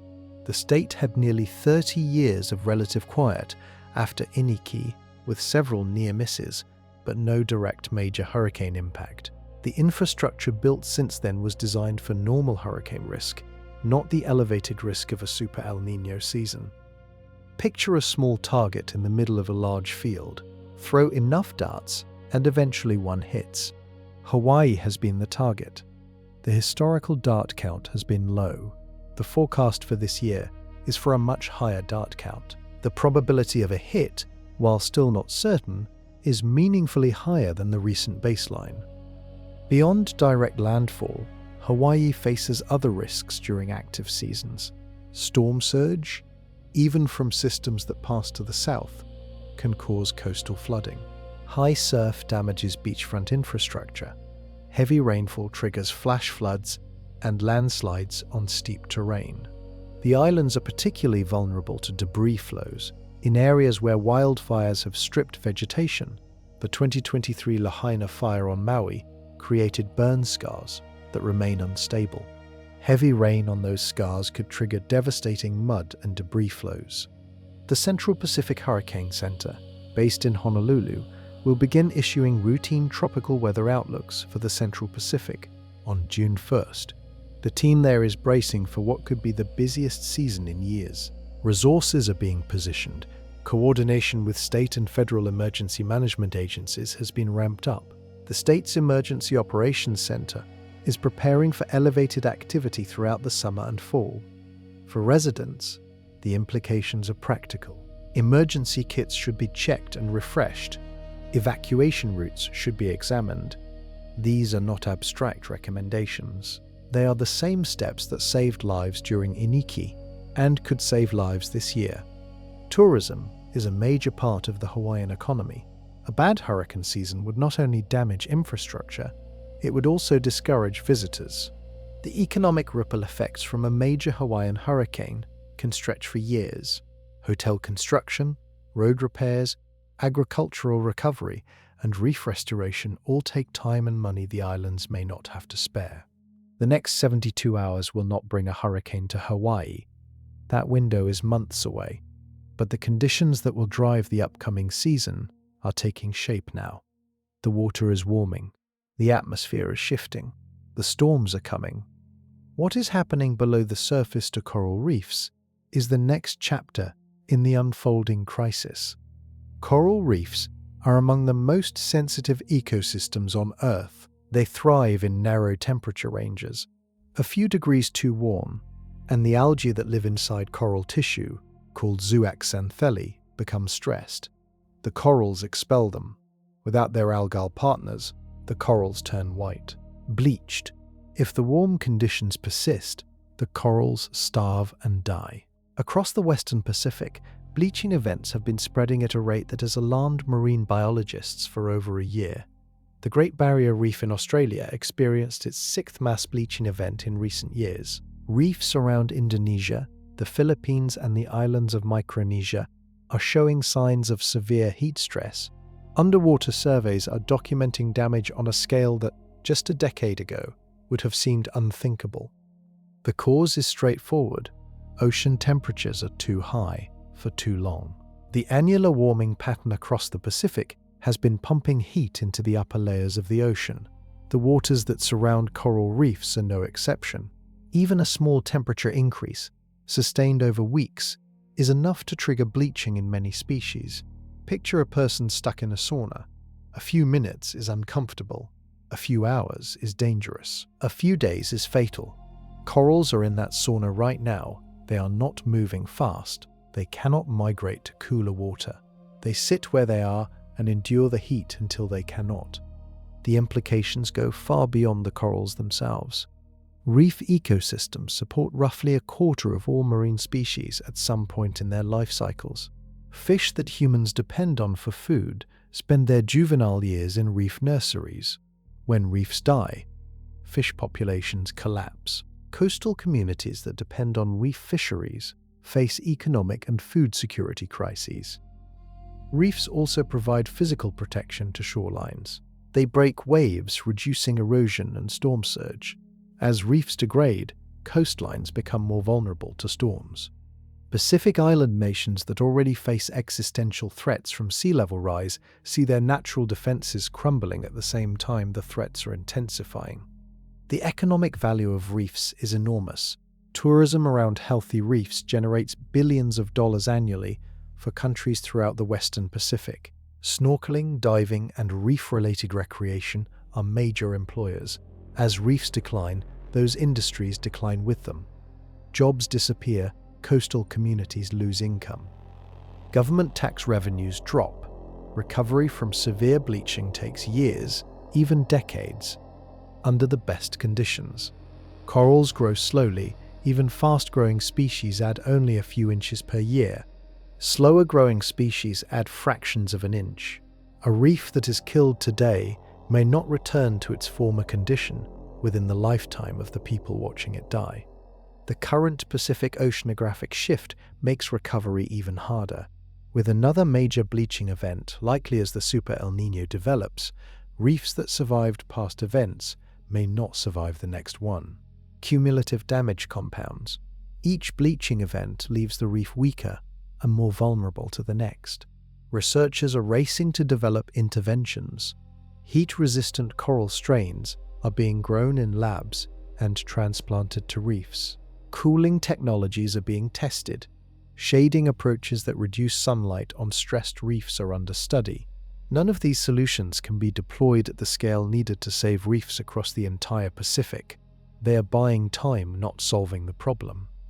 The hard truth is that reefs as we know them may not survive the coming decades. The combination of long-term ocean warming, more frequent and severe El Niño events, and human pressures like pollution and overfishing is overwhelming the ability of reefs to adapt and recover. What that means for the broader ocean food web is the next chapter of the crisis.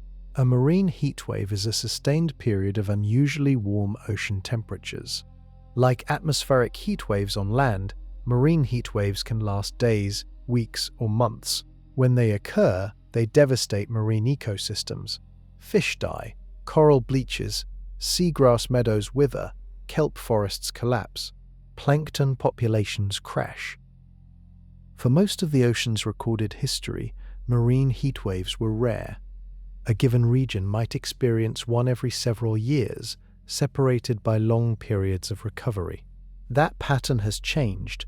Marine heatwaves are now more frequent, longer lasting, and more intense. Multiple heatwaves are stacking on top of each other in the same regions, leaving little time for recovery between events. The Pacific Ocean has been particularly affected. Off the coast of Hawaii, off Baja California, off Japan, off the Pacific Northwest, marine heatwaves have become almost continuous in some recent years. The waters never fully cool down between events. Each new heatwave begins from a baseline that is already elevated. The cumulative impact is severe. Picture a person who has been running a fever for weeks. Each new spike makes them sicker. They never have time to fully recover between spikes. Eventually, organ systems begin to fail. The ocean is in a similar state. It has been running a fever for years. The current Super El Niño development is setting up another spike on top of an already elevated baseline. The biological impacts cascade through entire ecosystems. Salmon populations on the US West Coast have crashed in recent years, largely due to marine heatwave impacts on the food web. Pacific cod stocks in the Gulf of Alaska collapsed during a major marine heatwave in 2014 to 2016, known as the blob. They have not fully recovered. Fisheries that supported coastal communities for generations have closed or been drastically reduced. Seabirds have also suffered.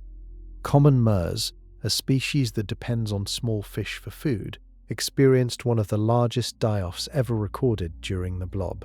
An estimated 4 million birds died, the largest seabird mortality event in modern history. Subsequent marine heatwaves have continued to stress seabird populations. Some species may not be able to recover within human timescales. Marine mammals show similar effects. Sea lion pups have washed ashore in unusual numbers during recent heatwaves, starving because their mothers cannot find enough food. Whales have shifted migration patterns, sometimes appearing far outside their normal ranges as they chase food sources displaced by warming waters. Seal populations on remote islands have crashed during particularly severe events. The implications for human food security are direct. Fisheries provide protein for billions of people worldwide. As marine heatwaves disrupt fish populations, fishing communities lose income, and consumers face higher prices and reduced supply. Countries heavily dependent on seafood, including Japan, Indonesia, and many Pacific Island nations, are particularly vulnerable. The economic costs of marine heatwaves are difficult to fully quantify. Direct losses to fisheries are estimated in the billions of dollars annually during major events. Indirect losses, including impacts on tourism, coastal economies, and ecosystem services, multiply that figure. Insurance markets are beginning to price marine heatwave risk into coverage for commercial fishing and aquaculture operations. Climate scientists project that marine heatwaves will become even more frequent and intense as ocean warming continues. By the middle of this century, what we now consider extreme events may become normal seasonal occurrences. The ocean ecosystems that have evolved over millions of years are being tested by changes happening in mere decades. The current developing Super El Niño will add another heat wave on top of those already stressing the Pacific. Scientists are bracing for impacts that may eclipse those of previous events. The Humboldt Current is one of the most productive ocean ecosystems on Earth. It runs along the western coast of South America, from southern Chile up to northern Peru. Cold, nutrient-rich water rises from the deep ocean along this current, fertilizing the surface and supporting massive populations of plankton, fish, and seabirds. The Peruvian anchoveta fishery, based on this productivity, has historically been one of the largest fisheries in the world. During El Niño years, the Humboldt Current weakens. Warm water from the central Pacific pushes eastward, suppressing the upwelling that brings cold water to the surface. Without the cold, nutrient-rich water plankton populations crash. Fish that depend on plankton starve or migrate away. Seabirds and marine mammals that depend on the fish either starve or relocate. The entire ecosystem shifts in weeks. Super El Niño events cause particularly severe collapses. The 1997 to 1998 event triggered a massive crash in the Peruvian anchoveta population. Catches dropped by more than half. The fishing industry suffered billions of dollars in losses. Seabird populations on offshore islands collapsed. Sea lions and seals starved on the beaches. The recovery took years. The current developing Super El Niño is setting up similar conditions. Early signs of fishery stress are already appearing off South America. Sea surface temperatures are climbing. Plankton blooms that should have occurred in normal years have been weak or absent. Fish populations are showing signs of migration toward cooler waters.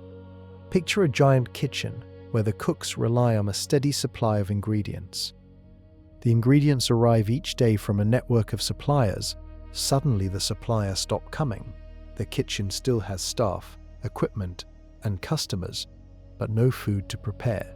Within days, the kitchen has to close. The Humboldt fisheries are facing exactly this situation. The ingredients are vanishing. The economic stakes for Peru and Chile are substantial. Fish meal and fish oil produced from Peruvian anchoveta are major exports used in animal feed and aquaculture industries worldwide. When the Peruvian fishery collapses, prices spike globally. Aquaculture operations in Asia and Europe see their feed costs rise. Salmon farms, shrimp operations, and poultry producers all feel the impact. Beyond the anchoveta, other fisheries in the region are also affected. Hack, mackerel, and sardine populations all shift during El Niño events. Some species are pushed toward cooler waters in the south. Others move into deeper water, where commercial fishing fleets cannot easily reach them. Some die outright as their food sources disappear. The human dimension is significant.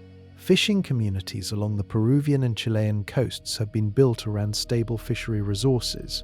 When the fish vanish, jobs disappear. Boats sit idle in harbors. Processing plants lay off workers. Local economies suffer. Migration to cities increases as people seek other livelihoods. The social effects ripple far beyond the immediate fishing industry. Government responses have included fishery closures, quota reductions, and emergency assistance programs for affected communities. These measures help in the short term, but they cannot replace the lost catch or restore the ecosystem. Recovery depends on the El Niño ending and the Humboldt current returning to its normal pattern. The recovery timeline is also uncertain. Some species rebound quickly once conditions improve. Others take longer. Top predators like sea lions and seabirds may take many years to rebuild their populations after a major crash. Each Super El Niño event leaves lasting imprints on the ecosystem, and the cumulative effects of multiple events over recent decades have weakened the resilience of the entire system. What is happening above the waves is the next part of the cascade. The jet stream is a fast-flowing current of air high in the atmosphere. It circles the planet at altitudes where commercial airliners fly. In the northern hemisphere, the polar jet stream typically flows from west to east across North America, the Atlantic, Europe, and Asia. Its position determines much of the weather we experience on the surface. When it loops far north, it brings warm air northward. When it dips far south, it brings cold air southward. Storms tend to track along the jet stream, riding its winds. During Super El Niño events, the jet stream behaves differently. Warm water in the tropical Pacific changes the heat distribution of the atmosphere above. That changed heat distribution alters where the jet stream flows. In typical Super El Niño winters, the jet stream over North America bends southward across the southern United States, bringing more storms and rainfall to California, Texas, and the Gulf Coast. It bends northward over the Pacific Northwest and western Canada, bringing warmer and drier conditions. Picture a river flowing through a landscape. Normally, the river follows a relatively straight path. Now imagine someone moves a large rock into its course. the river bends around the rock, taking a new path. The Pacific Ocean, when it warms during a Super El Niño, acts like that rock for the jet stream. The atmospheric river bends around the heated water in predictable ways. The downstream effects ripple across the entire northern hemisphere. Europe sees changes in its winter storm patterns. Eastern North America experiences different temperature regimes than usual. Asia faces altered monsoon timing and intensity. Even Africa and parts of South America feel the influence as the global atmospheric circulation reorganizes. For the United States specifically, the effects of past Super El Niños have included historic flooding in California, severe ice storms in the southeast, and devastating tornado outbreaks in the southern plains. The 1997 to 1998 event produced billions of dollars in damages from a series of weather extremes that traced directly to El Niño-driven jet stream patterns. The current setup looks similar to those previous events, but with one important difference. The atmosphere is warmer overall than it was in 1997 or 1982. A warmer atmosphere holds more moisture. Storm systems forming along an El Niño-bent jet stream now have more water vapor available. When they release that moisture as precipitation, the totals can be staggering. California is a prime example. During Super El Niño winters, atmospheric rivers, narrow corridors of intense moisture flowing from the tropical Pacific, slam into the California coast. These rivers can deliver feet of rain over a few days, triggering flash floods, mudslides, and reservoir overflows. The 2022 to 2023 winter, while not technically a Super El Niño, gave California a preview of what extreme atmospheric river activity looks like. The next Super El Niño could bring even more intense events. The Pacific Northwest faces a different but equally challenging risk profile. During Super El Niño years, the region tends to be drier and warmer than usual. That sounds pleasant until you consider the implications for snowpack. The mountain snowpack that feeds rivers, supports salmon, and provides drinking water for millions of people depends on consistent winter precipitation.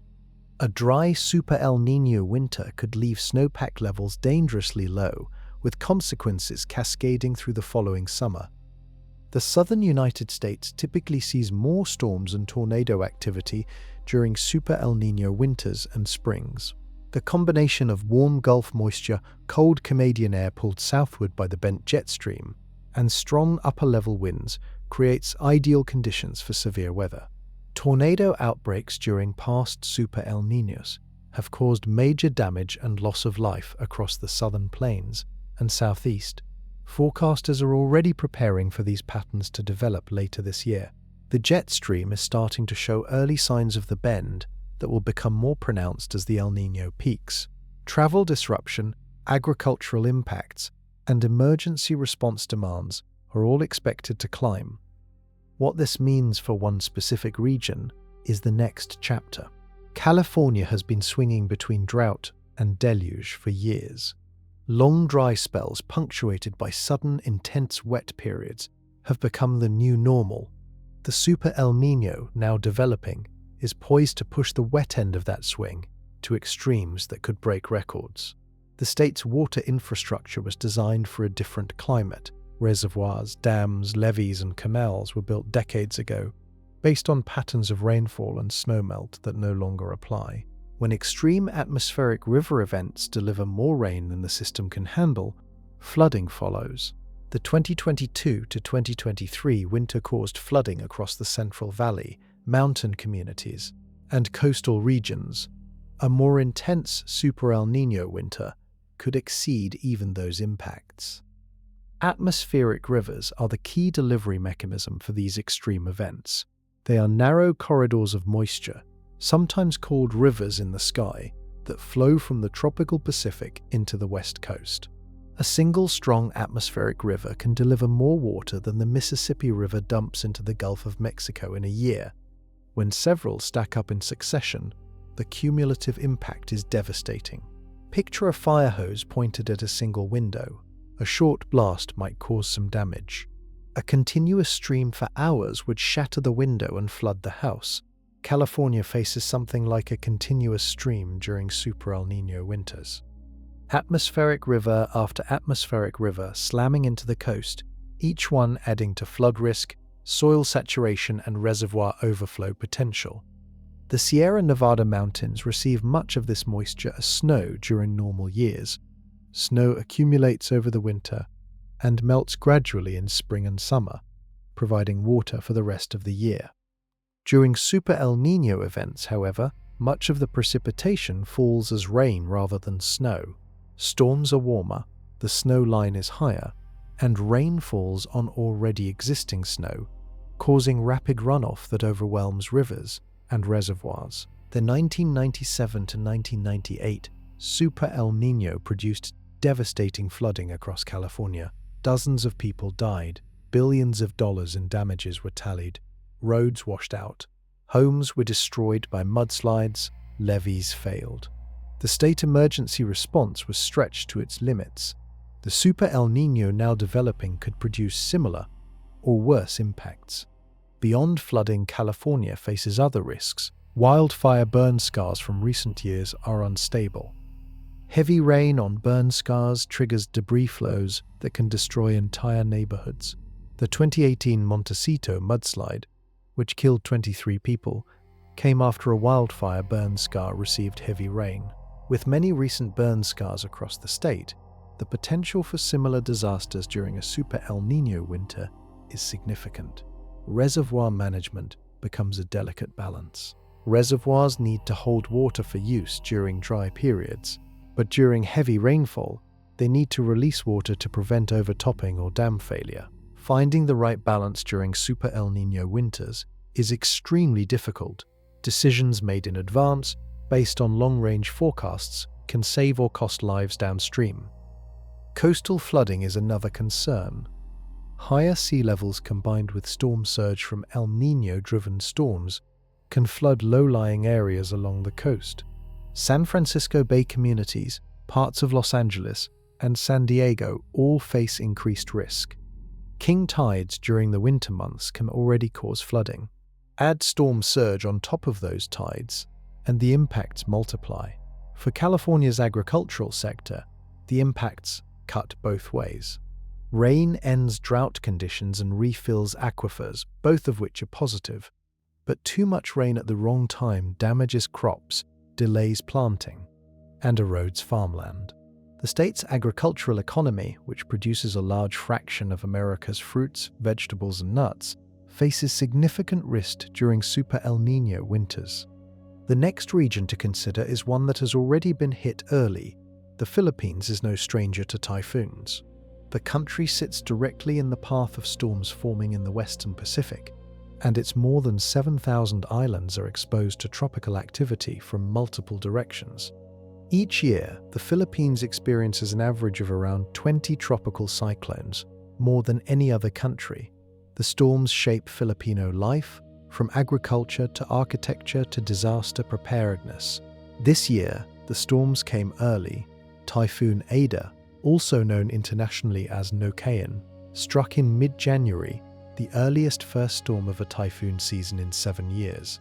Tropical storm Penha made landfall on February 5th in Surigao del Sur, followed by multiple landfalls across the Visayas the next day before dissipating.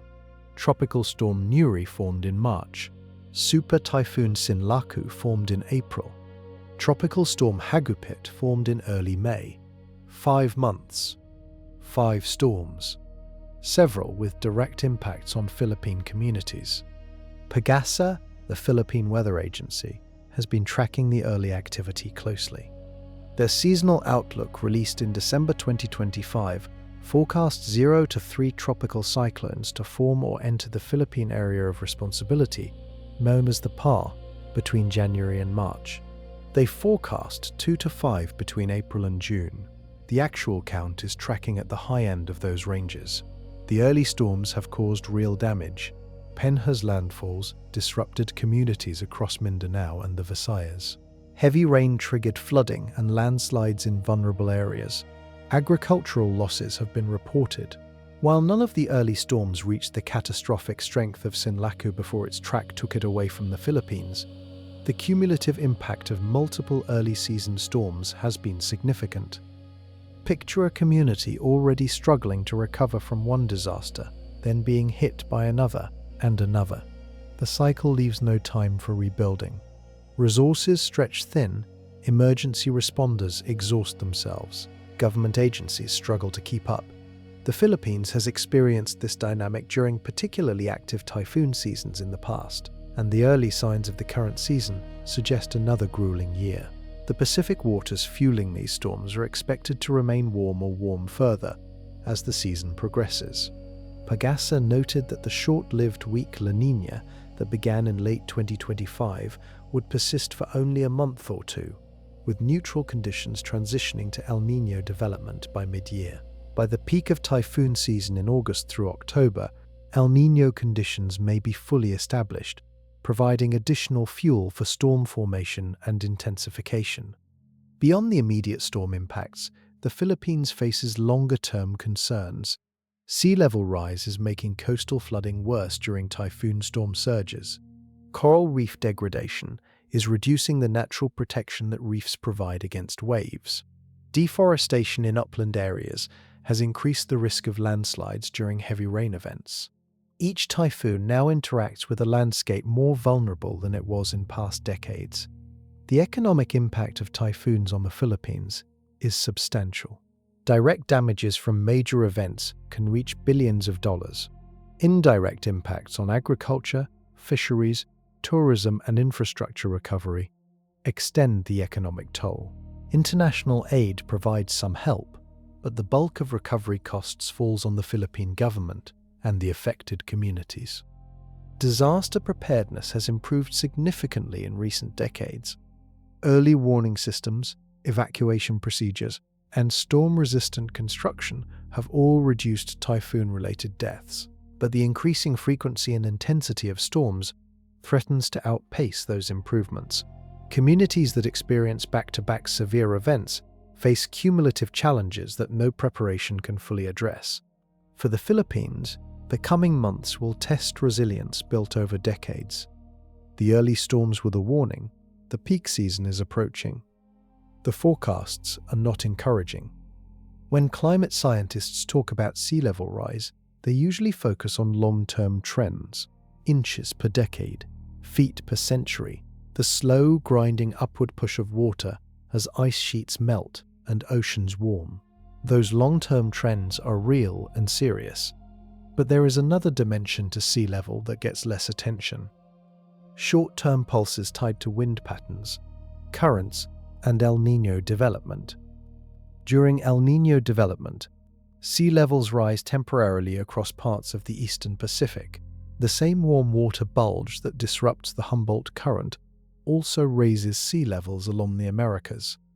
The rise is not large by long-term standards, just inches, but during high tides, storm surges, or extreme wave events, those extra inches can mean the difference between a flooded street and a flooded neighborhood. Coastal cities along the Pacific are particularly vulnerable to these pulses. San Francisco, Los Angeles, San Diego, Tijuana, Lima, Valparaiso all sit on coastlines where small additional sea level rises can cause significant flooding.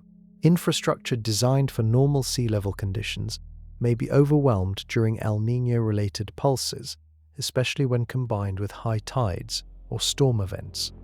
Picture a coastal city as a low wall around a swimming pool. The water level in the pool rises slightly.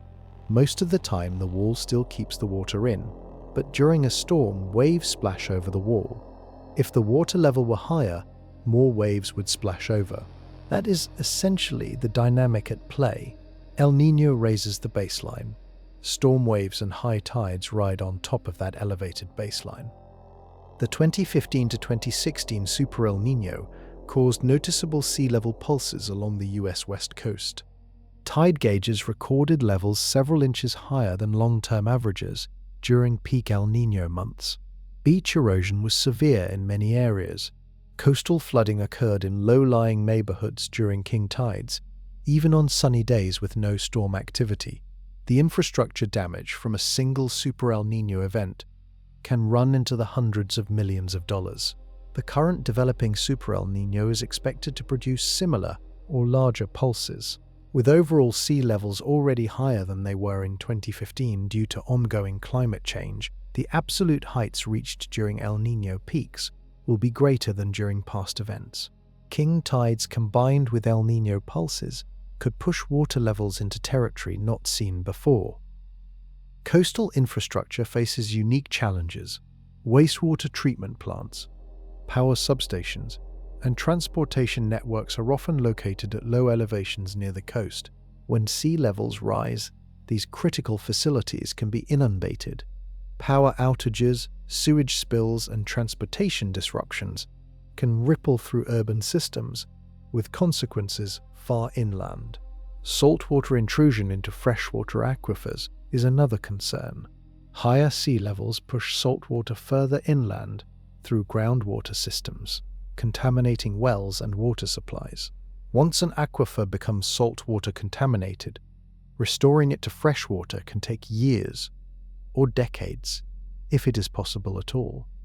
Coastal communities that rely on groundwater for drinking water face long-term threats from these pulses. Real estate values along vulnerable coastlines are increasingly factoring in flood risk. Insurance premiums in flood-prone areas have risen sharply. Some properties are becoming uninsurable. Investment decisions about coastal development are being made with elevated awareness of sea level pulse risks. The financial implications of these short-term pulses are being woven into long-term planning. Pacific island nations face particularly acute threats. Many small island nations sit only a few feet above current sea level.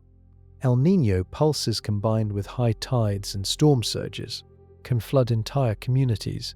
For some islands, even temporary flooding events damage food crops, contaminate freshwater supplies, and accelerate erosion. Repeated events make life increasingly difficult, contributing to migration pressure and existential concerns about the future of these nations. What is happening in the deepest parts of the ocean is the next chapter.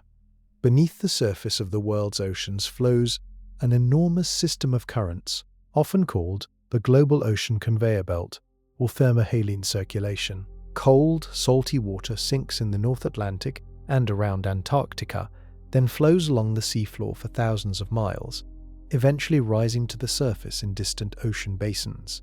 Warm surface currents flow back toward the polar regions, completing the loop. The entire cycle takes around 1,000 years. The Pacific Ocean plays a central role in this system. Deep water that sank in the North Atlantic eventually upwells in the Pacific, completing one leg of its long journey. Warm surface waters then flow back toward the Indian Ocean and around the southern tip of Africa, returning to the Atlantic. The Pacific is essentially the engine room of the global circulation, where deep cold water meets the warm tropical sun and begins its return journey toward the poles. Climate scientists have long worried about disruptions to this conveyor belt. If the sinking in the North Atlantic slows, due to fresh meltwater from Greenland, or other factors, the entire system could weaken.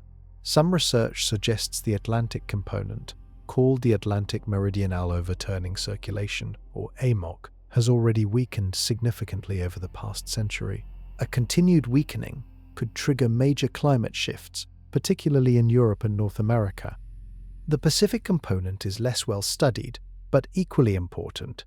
As Pacific surface waters warm, the temperature contrast that drives circulation may change. As precipitation patterns shift, the salinity of surface waters may change. Both temperature and salinity affect water density, which determines whether water sinks or rises. Changes to either could alter the circulation in ways that ripple through the entire global system. Picture a giant kitchen with one massive stove. The stove heats a pot of water in one corner. Cold water flows from another corner to replace the heated water as it rises and circulates.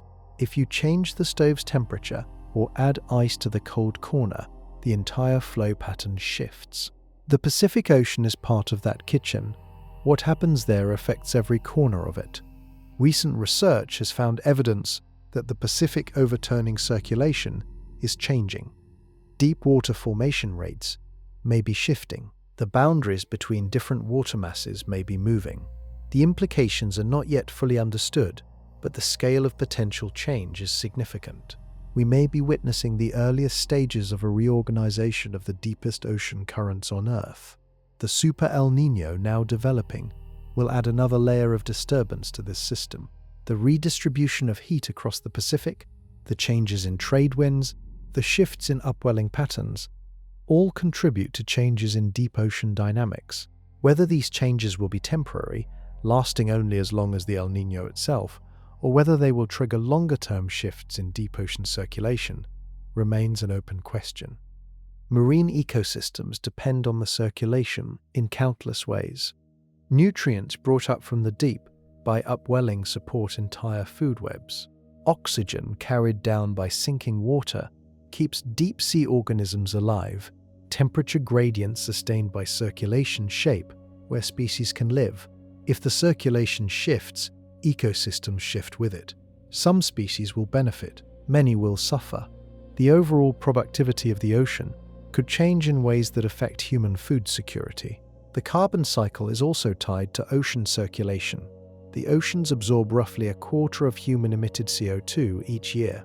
Much of that carbon ends up in deep water, locked away from the atmosphere for centuries. If circulation slows, the rate of carbon absorption could change. The implications for atmospheric carbon dioxide levels and climate change are significant. Researchers are deploying new monitoring technologies to track deep ocean changes. Argo floats can now reach depths that were previously inaccessible. Underwater autonomous vehicles are mapping circulation patterns in unprecedented detail. Satellite altimetry is revealing surface signatures of deep circulation changes. The science is advancing, but the system remains too complex to fully predict. What this means for the next several decades is the next chapter. Aoyun Shui and her colleagues at the University of California, Los Angeles, published a paper in Nature that has changed how scientists think about Super El Niño events. The paper looked at long-term regime shifts in surface air temperature, soil moisture, and sea surface temperature following major El Niño events. The findings were stark. Super El Niños do not just cause temporary disruptions, they reset entire regional climate baselines for decades afterward. The mechanism, according to the research, involves nonlinear amplification. Small changes in initial conditions, when filtered through the complex dynamics of the climate system, produce disproportionately large outcomes. Once a Super El Niño pushes regional climate systems past certain thresholds, those systems do not return to their previous state. They settle into a new equilibrium, shaped by the disruption. The implications are profound. The climate we have known is not necessarily the climate we will return to after a Super El Niño passes. Some places will see permanent shifts in their rainfall patterns. Others will experience lasting changes in temperature averages. Soil moisture, which determines what plants can grow, may settle at new levels that support different ecosystems than before. The maps drawn for our familiar climate may need to be redrawn. Picture a heavy ball balanced on top of a hill. Push it slightly, and it rolls back to the top. Push it harder, and it crosses the ridge, then rolls down to a different valley. The Super El Niños studied by Shui's team are pushes hard enough to send the ball rolling down to a new valley. The climate ball settles into a new resting place that is not the same as where it started. Specific examples from the research illustrate the point. Regions where El Niño already had a major influence experienced the most pronounced regime shifts. The southwestern United States, for instance, may transition to permanently drier or wetter baselines depending on the specific Super El Niño event. Australia may see lasting changes in its rainfall patterns, with implications for agriculture and ecosystems. Southeast Asia may experience long-term shifts in monsoon timing. The current Super El Niño now developing has the potential to trigger similar regime shifts. Combined with the elevated background warming from climate change, the impacts could be even more pronounced than past events. The ball is sitting on a higher hill this time, with farther to roll if it crosses the ridge. Adaptation planning becomes much more challenging in this context. Communities planning for the future cannot simply assume their climate will return to historical norms after the current event passes.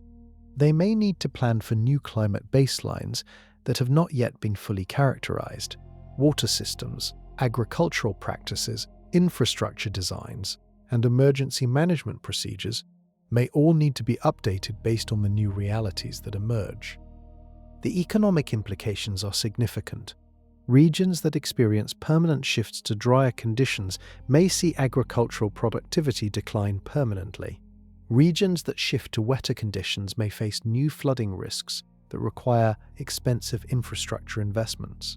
Insurance markets are beginning to incorporate these long-term shifts into their pricing models, with implications for property values, business operations, and government budgets.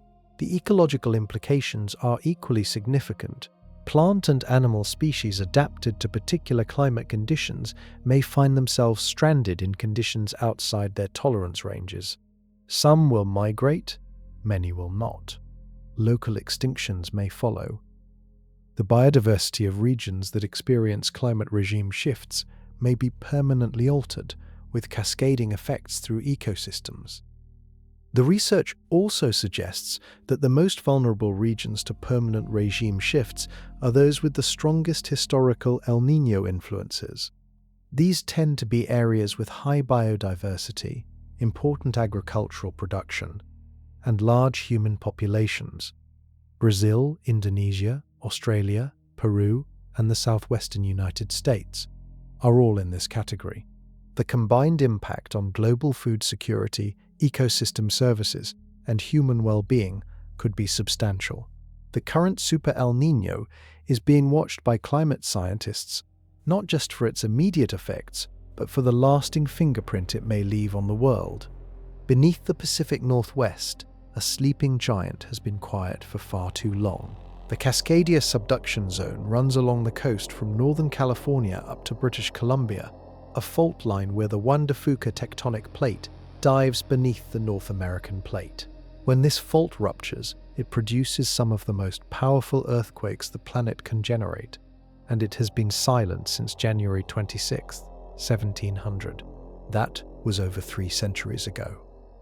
The last great Cascadia earthquake occurred on a winter night in 1700, with a magnitude estimated at around 9. Native oral traditions on the Pacific Northwest coast describe the event in vivid detail. Japanese tsunami records confirm the date through a wave that struck Japan within hours of the rupture. Geologic evidence in coastal salt marshes shows the sudden subsidence of the coastline that accompanied the quake. The full scope of the 1700 event is well documented. The mystery is when the next one will come. Subduction zones like Cascadia produce great earthquakes on roughly periodic schedules. Geologists studying the historical record estimate Cascadia ruptures every 200 to 550 years. The current interval since 1700 has stretched to over 3 centuries. We are inside the window. Some scientists believe we are statistically overdue. The reason Cascadia stays silent for so long is that the locked zone, where the two plates stick together, has been holding firmly for centuries. The two plates are still moving. The Juan de Fuca plate is still pushing eastward. The North American plate is being slowly compressed. Strain is building year by year with nowhere for the energy to go. Eventually, the lock will break. When it does, the energy release will be massive. Picture a giant rubber band stretched between two hands. The hands keep pulling. The rubber band keeps stretching. For a long time, the band holds. But the further it stretches, the more energy it stores. When the band finally snaps, all that stored energy releases at once. Cascadia is in the late stages of stretching. The snap, when it comes, will not be subtle. The expected magnitude of the next Cascadia quake is estimated at around 9, possibly larger. The shaking will last minutes, not seconds. Cities along the Pacific Northwest coast will experience violent ground motion. Buildings not designed for major earthquakes will fail. Roads and bridges will collapse. Power and water systems will fail. The damage will extend hundreds of miles from the rupture zone. The tsunami that follows will be one of the most dangerous aspects of the event. Modeling suggests that coastal communities along Washington and Oregon will have only 15 to 20 minutes after the shaking before the first wave arrives. Some communities may have less.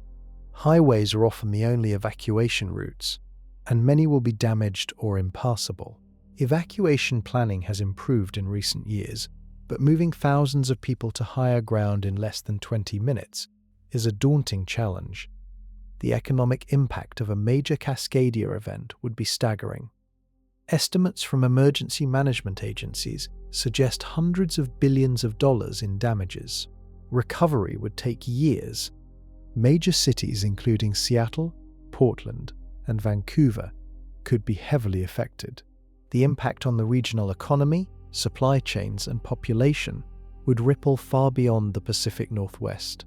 Connection to Pacific oceanographic activity is uncertain, but worth considering. The plate boundary that ruptures during a Cascadia quake is part of the same Pacific Ring of Fire system that shows elevated activity during major El Niño years. Whether the current Super El Niño development will influence Cascadia stress patterns is not known. But the system is loaded. The trigger may not need to be large. Preparedness has improved significantly in the Pacific Northwest in recent decades. Building codes have been strengthened, early warning systems have been deployed, emergency supplies have been stockpiled, but the scale of a magnitude 9 event would test even the best prepared communities. Survival depends on individual readiness as much as on government response. The next 72 hours bring the Cascadia question into focus. Everything covered in this video, the warming Pacific, the developing Super El Niño, the rumbling underwater volcano, the early season storms, the locked tectonic plates, all of it converges into one question: what happens next? The next 72 hours will not bring all the consequences. A Super El Niño takes months to fully develop.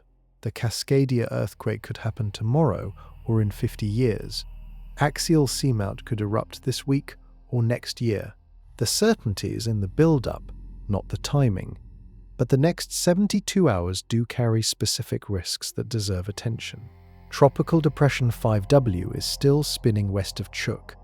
If it intensifies into a typhoon, it could threaten the Philippines or Taiwan within days. Forecast models are watching it closely. The conditions favor strengthening, but the track and intensity remain uncertain. The westerly wind bursts that have been disrupting the Pacific trade winds may continue. Each new burst pushes more warm water eastward, accelerating the El Niño development. If a major burst occurs in the next 72 hours, the Super El Niño signal could become locked in, with implications for the rest of the year. Axial Seamount continues to rumble. The earthquake count is climbing. Each high tide cycle stresses the magma chamber further. Whether the volcano erupts this week or next month is genuinely unpredictable. Researchers monitor it 24 hours a day. An eruption would not threaten coastal communities directly, but it would mark another sign of an active Pacific system. Seismic activity along the Pacific Ring of Fire bears watching. Earthquakes in the magnitude 6 to 7 range are common around the Pacific Basin. They occur somewhere on the ring almost every week, but periods of unusually elevated activity sometimes precede larger events. The next 72 hours will produce more quakes. Whether any of them will be unusually large is impossible to predict in advance. Picture a chessboard where every piece is in motion. Each move opens new possibilities. Each move forecloses others. The Pacific is in a state of motion right now that is both fascinating and deeply concerning. We are watching a system reorganize itself in real time, with consequences that will play out over years and decades. For people living in regions affected by Pacific weather and geology, awareness is the most important tool. Know your evacuation routes. Have an emergency kit ready. Pay attention to official warnings. These basic preparedness steps are not glamorous, but they save lives when events happen. For coastal communities, the elevated risk of tropical activity, sea level pulses and storm surge means infrastructure investments may be needed sooner than planned.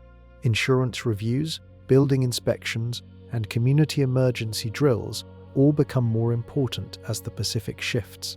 The cost of preparation is always less than the cost of recovery. For people farther inland, the effects will arrive less directly but no less surely. Atmospheric rivers will deliver moisture or drought to regions that depend on Pacific weather. Agricultural impacts will affect food prices. Water management decisions made now will determine outcomes years from now. The Pacific is not just a coastal concern, it shapes climate across half the planet. For the scientific community, the next 72 hours offer another opportunity to refine forecasts, improve models, and deepen understanding of how the Pacific Ocean drives global climate. Each new data point brings clarity. Each new event teaches lessons that will help with the next one. The Pacific Ocean is showing us what a planet under stress looks like. Ocean warming, atmospheric reorganization, geological loading, all happening at once, all interacting in complex ways.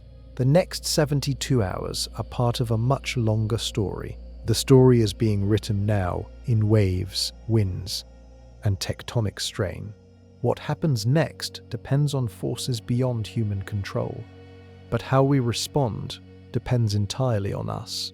Stay alert, stay prepared, stay curious. The Pacific has more to show us, and the next chapter is already beginning to unfold.